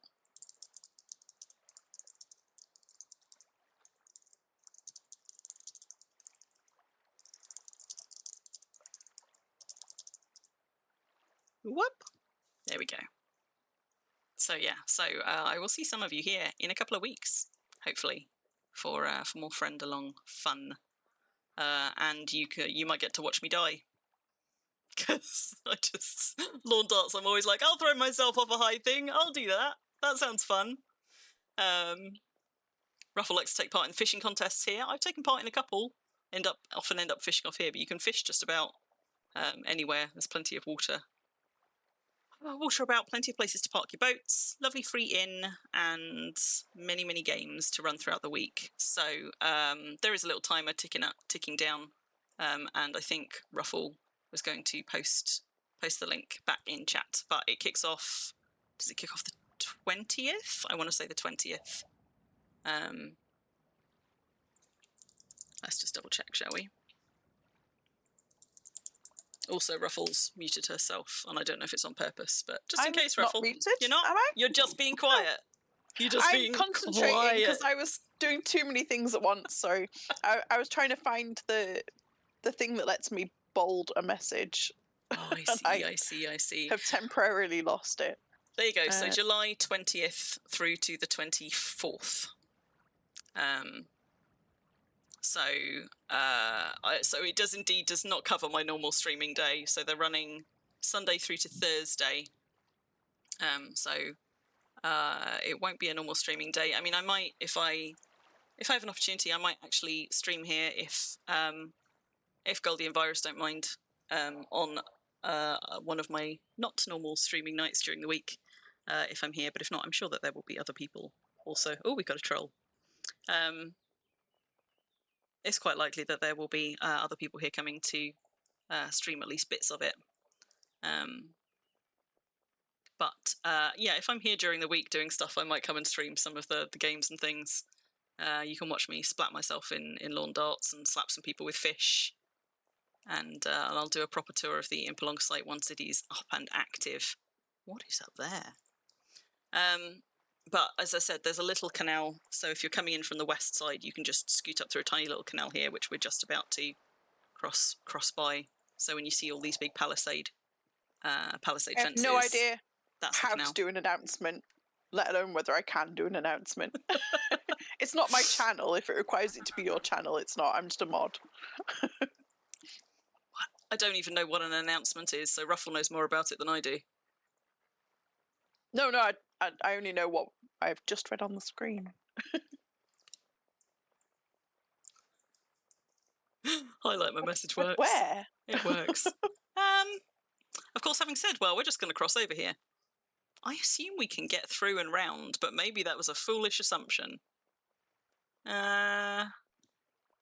Maybe we can't get round that bit of coast, but maybe we can get round the inner bit.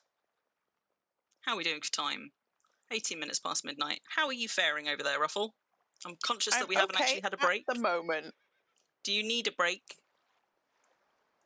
Do you want like a break to I'm go get a drink or anything, or are you doing okay? I'm okay at the moment. Okay. So that's the mountain range that we were looking at from the other side when we were over at the desert. And I don't know how much of the coast here we can wrap around, but I'm just going to keep trundling around this way. Okay, so Vulcan says /announce should let you do announcements as a moderator, Ruffle. So there's something that you can try. There you go. Thank you. Da-da-dum. Thank you very much. I have learnt a thing. How exciting. So have I. I know how my streams work. Pinning, I know, but I've already got the other thing pinned. So.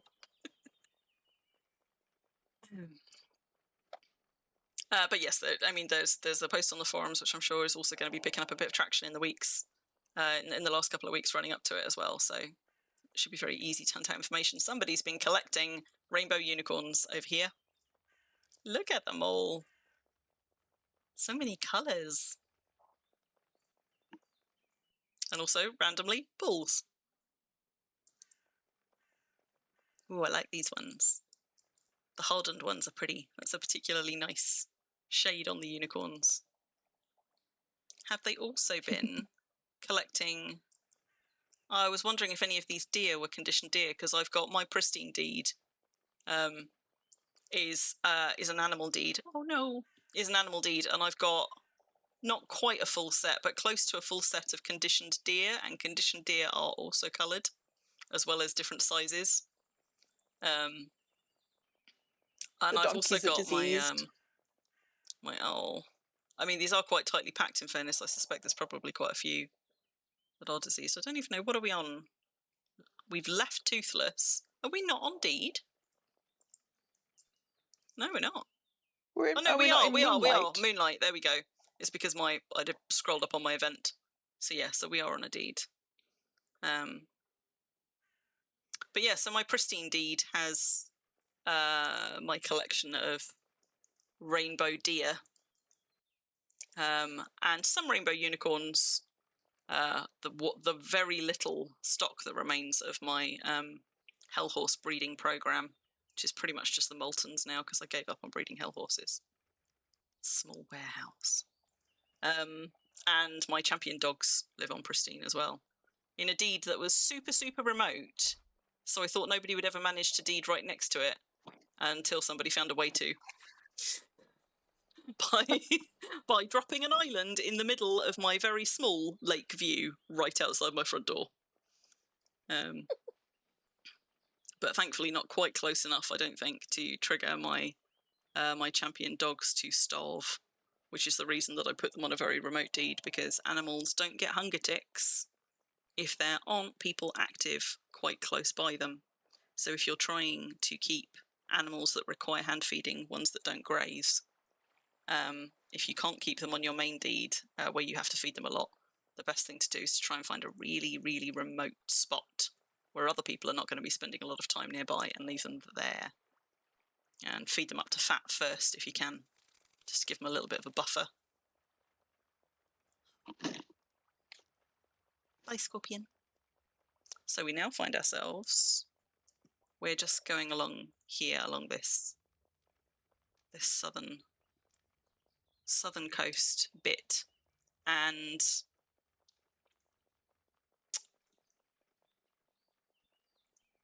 my observatory, which may or may not exist somewhere on Pristine, would either have been somewhere up the kind of the mountain range that we're beside here, or I think more likely up on this one, but I don't know. I should have asked Goldie while we had Goldie in local.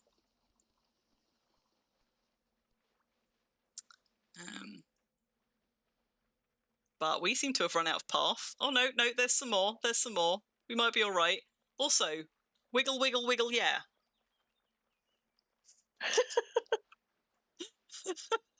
Okay.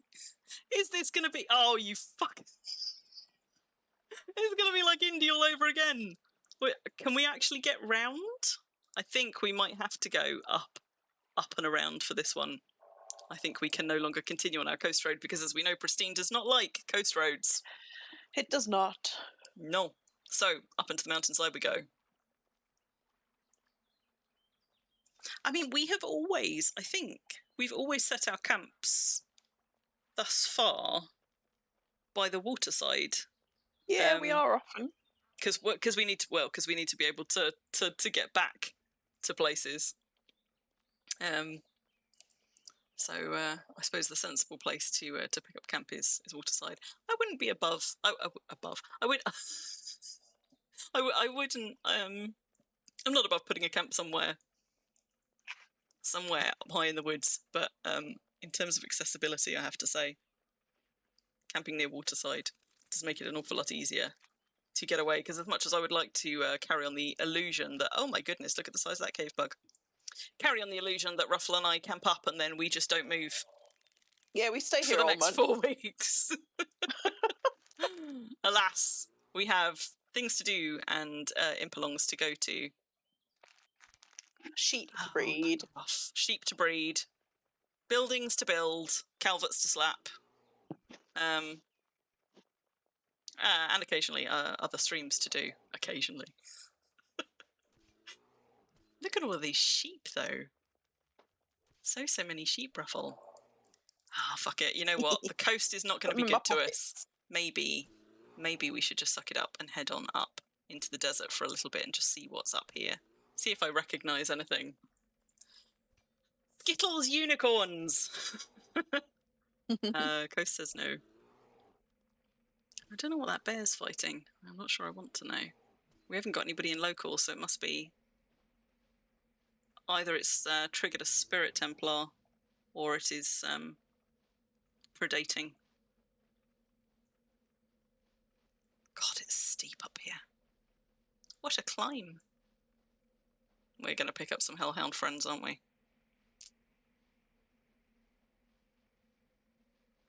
I mean, you already literally picked up one earlier, didn't you? Well, that's true. I could have put it on my shoulder as we rode through the Friendalong deed. That there looks like the corpse of a champion Hell Scorpius. So somebody's been out hunting for that mission. Desert's a good place to hunt for them. But I was also just kind of wondering what the hell this place is. Just randomly out in the desert. Let's find out. I like that we've now one of the buildings is just called Frogs. Nutwolf. Kinchong. Frogs. Sorting Tower. Fire Hall. Very strange. Very strange. And then we've got Alley 1 and Alley 2. There we go. So we are now into Spirit Templar territory. Worm City. Worm City. Those are very symmetrical houses.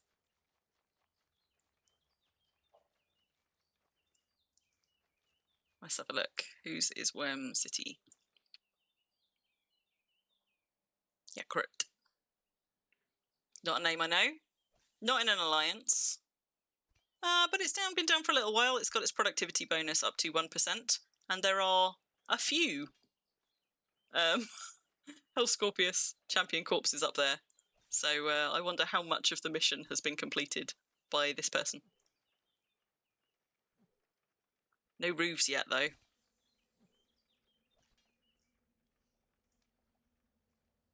Random wagoner container there as well.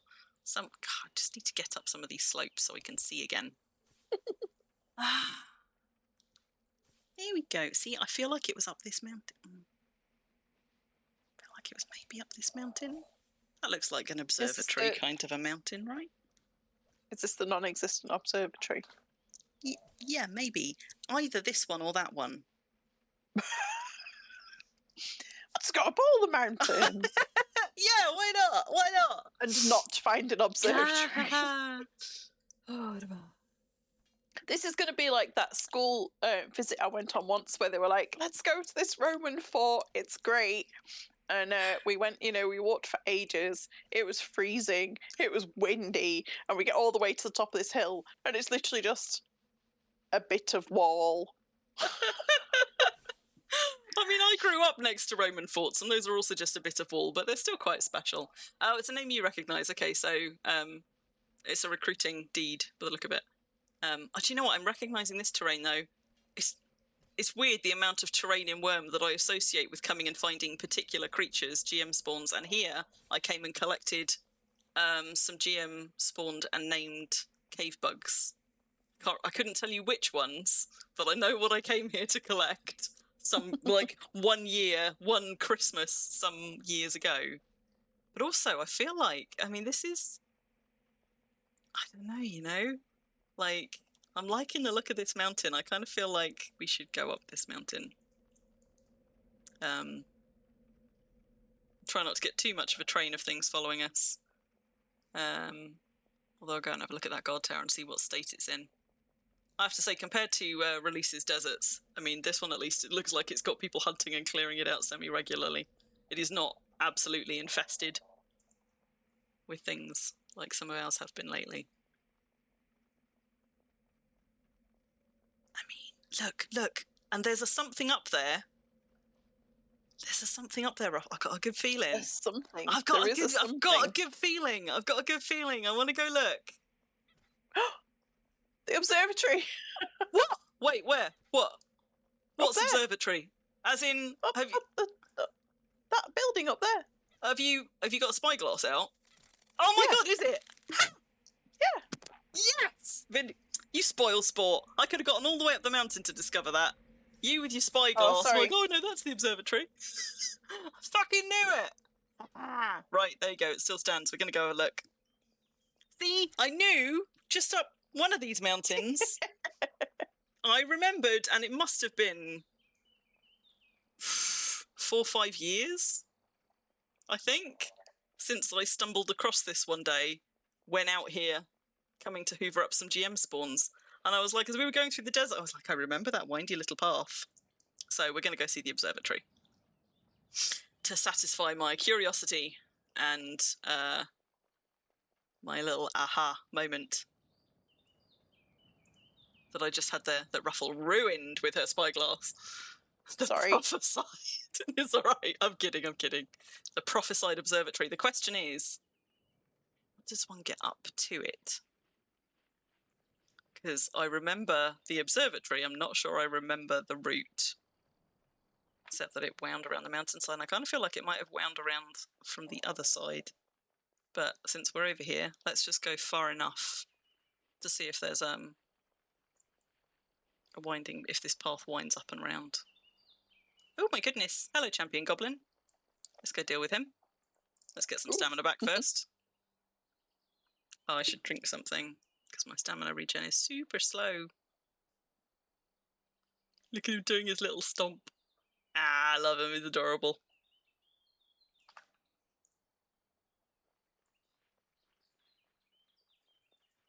Come on. Don't you run away. There we go. Look at his derpy little face. Oh. Soz. Soz, not soz. Also, I want to know what he slew to get that dotted pelt. Because we don't have cheetahs in this game. Like, and the wildcats are striped, not spotted.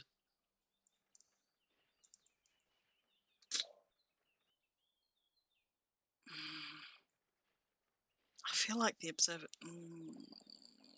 That's all right, we can just wrap around the mountain. But I feel like you went up... I feel like you went up the other side to get to it, and I'm not seeing any inspiring little paths. Although... no, that's just a hillside. Right, okay, you know what? I'm gonna take a punt. I'm gonna wrap back the way that we came, and I might come to regret this. Because it might be one of those things where if I had just persisted, I'd have found it. But I feel like there's a base camp just there. Have I missed a little path up the side? Maybe I have. I We'll go haven't see. seen one. We'll go see. Oh, that's true. The hyenas are spotted. That is true, Vulcan. So it could be hyena pelt. Yeah. Yeah. Champion goblin, almost regular size. Did I actually say it, Tantail? I thought I managed to refrain from saying it a third time. Oh, we've got a whole gang following us now. Whee! Ah, it's alright, they're not doing any harm. Where was the way up?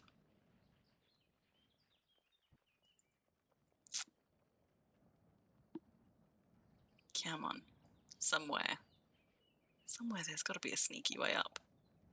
But this side is just desert. I mean, this is the way that we came from, and I don't think you come up from the desert side. But I guess we're going to wrap all the way around the other side and we'll find out, and it'll turn out I should have just carried on as I was. Because you're definitely not going up this side, are you? So what have we got over here? We're just here. So I think this is Darkness Pond area, from memory. Darkness Pond, Darkness Falls. Is that right? I don't know that the Darkness deeds are still there, but they were there for years. So that's sort of what I think of that area as. Darkness Pass. Yeah, it looks like the deeds that once were clustered around this are no longer there. But we're now going to wrap our way all the way around the north side. I really hope that this wasn't one of those deeds that you had to go into a mine to get up to and the mine has now collapsed. I'm sure that's not the case. But let's just wrap around to where we would have come out if I had not lost faith and carried on, and see if we can find a path up. Because I guess it must be from this side. I haven't even seen there was one bit of a path that maybe went to what could have been like a collapsed mine. But I don't remember going through a mine to climb up to it, so let's hope there is a mountain path that we can still take. Assuming I can get off this awfully terraformed bit of sand, I might be about to regret my choices. Surely not. Yep. Yep, we're going back. No, it'll all be fine. No, it's not fine. No, it's not fine. Ooh. God, look at it. I can't get down any of it. Whoops. Ugh. Nobody saw that, right? Ugh. Spotted loincloth bestowed by the gods to cover his goblin glee. Don't call that his goblin glee. Don't spoil that phrase for me, you horror. No. No, goblin glee is like... That's goblin glee. Don't you dare start calling a goblin's jiggly bits goblin glee. No. Oh, no. Stop it, absolutely. I object. Cedar Cottage. So what are we in now? Have we not just come onto a deed? No. Is this a fallen deed? Or is this just off-deed fences? There we go, it's off-deed fences. Yes, yeah. Yeah. So we've just crossed into Arvernian.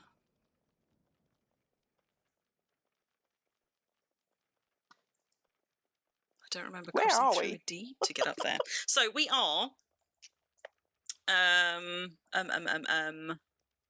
we're down on this corner down here, I think. Well, we've got Darkness Pond just over there. So I can't really show you with my map up. So I think that's the Darkness Pond bit over there. Oh crap, we can't get through that fence.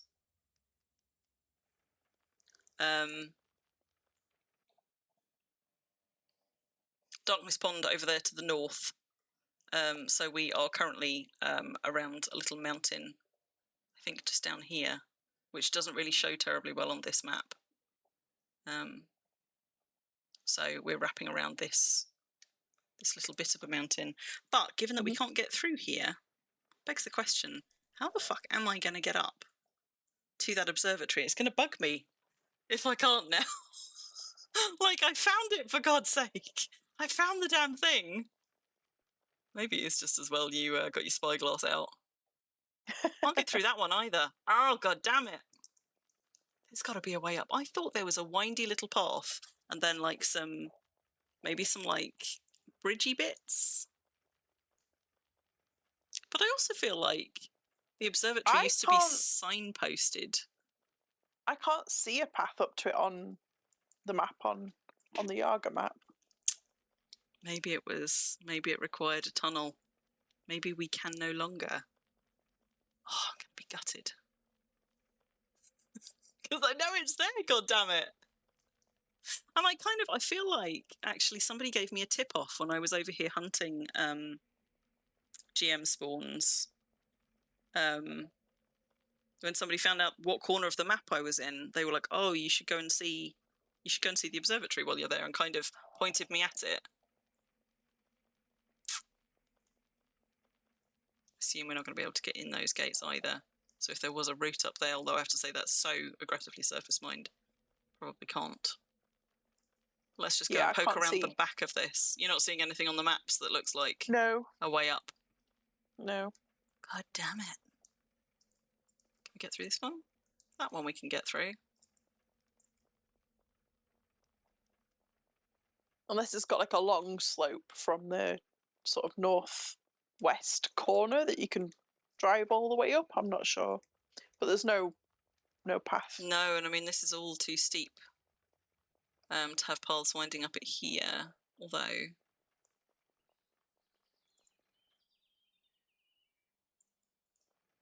Why would you do that? Why would you have one gate open and not the other? I hate that. Are you just stuck in someone's giant deed? And you're like, oh, how did I even get in? Why? Why would you do it? Maybe we can no longer get up to the observatory. Like, Venice, I don't know how long this deed has been here. I don't remember contending with a big deed on this side of it before. So it might be that the landscape has changed quite a bit. And the way that I took up just no longer exists. So even if they've made another way, maybe it is not accessible. They just want you to get stuck forever. It's a trap. It's a trap. Well, we can't go that way. No. Oh, no.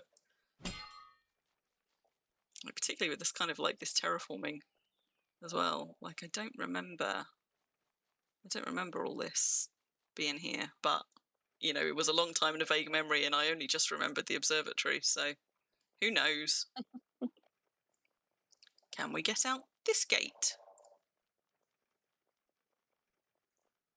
Yes! Whee! So we must be now coming up to about the place that we turned back last time. Which means we've almost done a full circle. Now, if only I had alcohol in the cart to go mountain climbing with. It's a little late.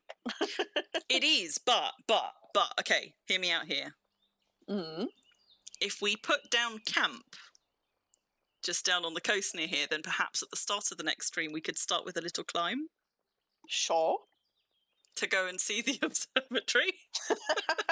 Yes, we can. And then carry on our path, because that looks climbable, right? I mean, once we get past the very, very big fenced off perimeter of this deed, let's just go and see if we can find a reasonable spot that it looks like one could climb from. And then we'll find a bit of coast near there so that it's nice and easy to come back and find this again. And oh my god, it's still going. How many fences?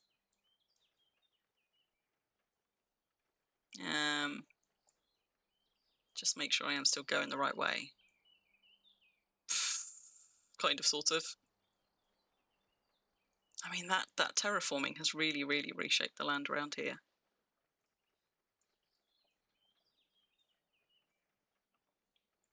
There's a path going up the mountainside there, but I think it might just be going up the side of this deed rather than actually up the mountain. Let's find out. Yeah. Let's find out. Storage shed. Well, it's a tiny little something or other here. Caranthian Port. Maybe we have to go down and then round and up. Gonna collect a bunch of trolls along the way. But, you know, won't hurt to go and look. But on the plus side, if that's a port deed, there must be coast nearby. So, at the very least, we can go and find somewhere to camp in a minute. As long as it's not like those deeds that are called something market and you get excited and then there's not even like, a single... No market! No! Not even one merchant. And sometimes not even a sign where a merchant once stood and gave up.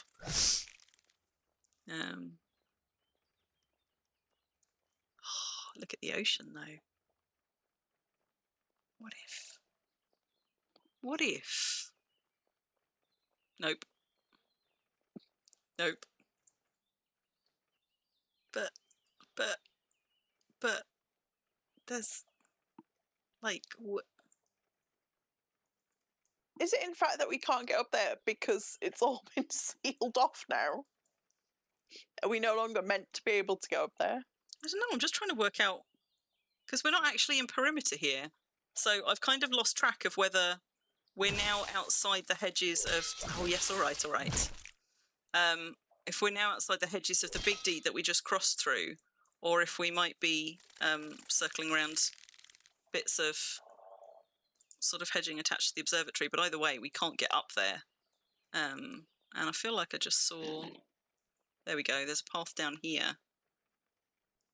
But I wondered if that was up to the edge of the observatory, but without being able to actually get a spyglass out and look for a building, it's hard to tell if that Ooh, I would think something hit me on the head. Oh would no, have the gotten there. arm. Why did I get so damaged?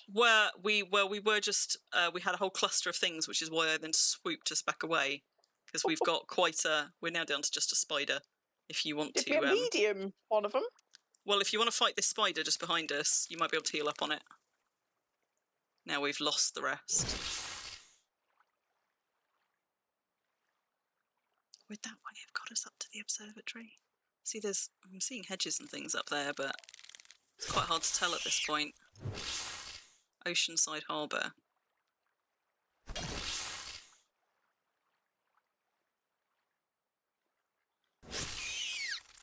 At the very least, though, we've got some space here, like we could come and drop a camp down here. Ooh, Yeah. What else have we got?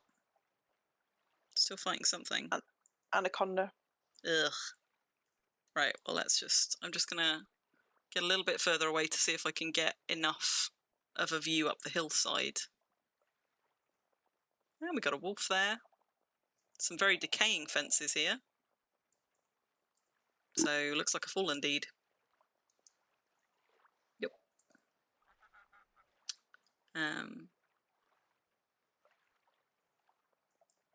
But I think we're too far away to spot anything of where the observatory was relative to us now.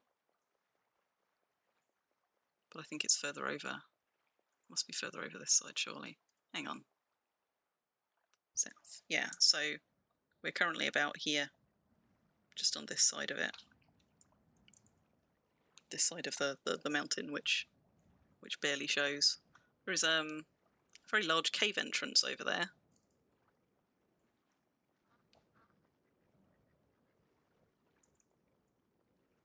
This is quite a sweet little deed. I wonder whose it was. Filling your mob train bingo card. Yeah. Oh, you've had that where you've gone and visited oh, look! Oh, it's a deadly orb, though. Oh, Ooh! grabbed it anyway. Some spider friends! Hello. Now is not the time to go exploring mines, but while I'm here, I just wanted to... I'm not seeing any kind of, like, upward paths in here. I am seeing an awful lot of mobs, though, so maybe it's time to go. Bye! Nope. Nope, nope, nope. Oopsie. Oh, there they go. They're going to start popping out like daisies. Like daisies? Well, you know, popping up like daisies, but popping out like... I don't know, Aha. popping out like what? Oh, look! Oh, no! Market stalls, What? but they're all gone. I think... So this is what was, I think, Pristine's last ill-fated community market. Kazumi set this up. Kazumi, who runs Greenwood Market, Oh, over on release. Okay. Ooh! Treasure chest. Celebrating Oh, it's Kazumi's anniversary. it's just a pelt. In-between's charge. Let's just deal with this spider because it's been following us for a little way. But so this was Driftwood Market, which was a community market that that Kazumi set up, but I think it just never really quite got off the ground properly. Like she got a few people to come and set up merchants here for a little while, but it never really filled up properly, and I guess just wasn't getting enough advertising or traction. So I took it back off the markets list when it fell. I think it was sometime last year, or I don't know if it fell, but like ran out of merchants effectively. We got Ruffle back. We do. Yes. But I feel like, I wonder if it was somebody like Kazumi who built the observatory. Because I feel like it was recommended to me as a thing, like, built by somebody, like somebody that was known to me. I don't know. If we ever manage to find our way up there, I suppose we'll have a look, but I imagine that it's controlled by an alt, so it may not be apparent. But we may find it in sort of signatures or vehicles or anything parked up there. If it's an alt-held deed, who the player behind it is. But there you go. So that's Founded the by deed here has fallen. Cassiopeia. But yeah. Cassiopeia, because it's an observatory deed. Yeah. Yeah. Ooh, also, look at that Mag Colossus. Just sticking out the trees. But yeah, so this makes me sad in a way, because this is what was Driftwood Market. Follow highway to reach desert. But you know what? It's late, so I'm not going to. I'm not going to just go up that road being like, maybe there's a route to the observatory up this way. But maybe we will try that next time, because that looks like a road that goes a goodly way up the mountainside. And there's also something perched up there. Wagon? Is that a wagon? Just perched? No, not the time for it. So we're going to go back and find ourselves a nice little bit of grass. I mean, we could just drop a camp on this fallen deed with all of the marble, but it feels like a proper glamp camp really should have at least a bit of greenery. Maybe we could go and camp over by this little Kazumi's 9th worm anniversary bit or something. We're right by a canal here as well. But if we can just find a nice little bit of space in among these gardens with between these two fallen deeds. We're not going to be right by the water because there's a highway running around. But maybe we could just somewhere in among these lavender trees. Maybe this would be a nice place to just pop down Pop down a little camp. Can I do it without chopping trees down, though? Don't really like chopping other people's trees down. Lone bison.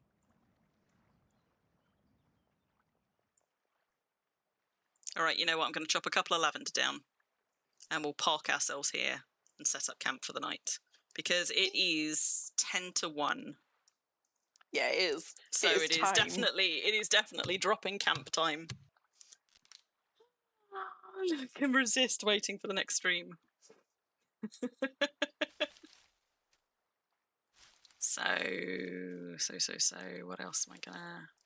That one. And... Put one there. We probably also need to take that one down.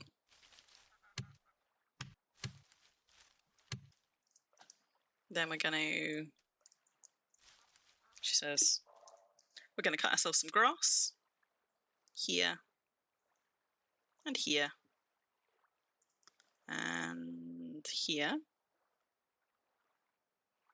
And then, because I can, because I carry everything with me, let's have some scissors. Where have I put my scissors? Why can't I spot my scissors? Are they in my tool belt? They are. Then we're going to trim it so that it doesn't poke up into our tents and things.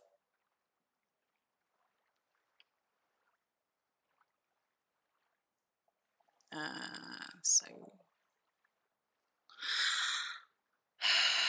Right, this is the spot. Ta-da! Da-da-dum. Where shall I put my tent? On either one of those, and I'll stick the camp in the bit in the middle. So, like, on one of the two arms of it. Yeah. Yeah. I'm just going to stand here so I can see where I'm putting it. Oh, I need to get it first. Why can't I place my tent? Oh, wait. Let's get us a sign out, because we always need a sign. I don't have any fuel to put on the fire, though, and nor do I have a log left to imp up that sign a bit with, but it's almost at 50. It's basically there. Oh, I might have picked up one of your carpets, though. Oh, I was Hang wondering on. where they were. Yep, there we go. There's your ruffle carpets. You can have those back. Sorry. It's okay. Right. Toolbelt can close. So we're going to set ourselves up a nice little camp. And oh my goodness, I'm so heavy because I am still carrying my champion hellhound. But you know what? We're not going to get attacked by anything here. So I'll just stick that back on my shoulder for the tail end of stream. Like that direction? Or... No, that's where I'm going to put the... That's where the fire goes, you nana. The tile that you're standing on, though. Okay. I mean, how many camps have we set up where you're like, I'm just going to plug still it have in the middle? literally no idea what I'm doing. Oh, wait, look. How weird is that? So What? in this hand, I'm holding I'm holding it upside down by its paws, but in my shield hand, that's when I have it tucked over my shoulder, and I had never clocked that you hold things differently on your left and your right side. But now we know. Now we know. Which does not make me any faster, but that's okay, because my cart is not far away. So somewhere here I left some kindling, or have I put it in my inventory? Maybe I put it in my inventory. Did I? I've got so much crap in here. But I've also got some not crap stuff, because Myra made a rare blank map the other day and then sent it to me and was like, find out for us if we can make rare cartography maps from rare blank maps. So that is the mission that has been given to me by Myra. You just fucking stroll around with your carpet. Seriously, where did I put the kindling? There it is. It's right there. Oh my god. Oh my god. Look at you trundling about, you weirdo. Right, we're going to make a campfire. She says, with a champion hellhound corpse just slung over her shoulder. I am the weirdo. That's yeah. Yup. Right, there we go. There's our campfire. I am going to come out of third person just long enough to put some other bits down, because that's quite hard to do in third person, as everything is. I don't know how anybody plays full time in third person. I find it so difficult. No. So difficult to use third person. Other than for like putting stuff up on high shelves, or looking at myself when I'm doing weird shit. I just do not get on with third person. Not just in Worm either, like I don't get on with third person in any game, generally. First person all the way for me.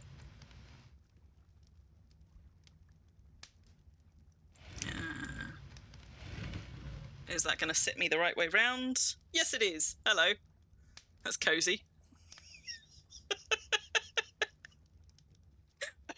You got my corpse. I don't have your corpse. Well, whose corpse have you got? What? What are you talking about? It looks like my corpse in the... What corpse? I don't have a corpse. I've got the Hellhound corpse. Yeah, I can see that on the stream, but when I look at it, it looks like a human corpse. Does it really? Oh, that's weird. Okay. How weird. Oh, damn. I wonder if that means that it actually, although it shows for me, it doesn't show... I now need to do some experimenting to find out if it consistently looks like a corpse to other toons, or if it's just one of those graphical bugs where sometimes it'll look like a corpse to some people and sometimes it will... Every other time it's looked like the Hellhound. Okay, good. Up Okay, until good. Right good. now. Right, it's just this time that that it's sort of bugged out. Okay,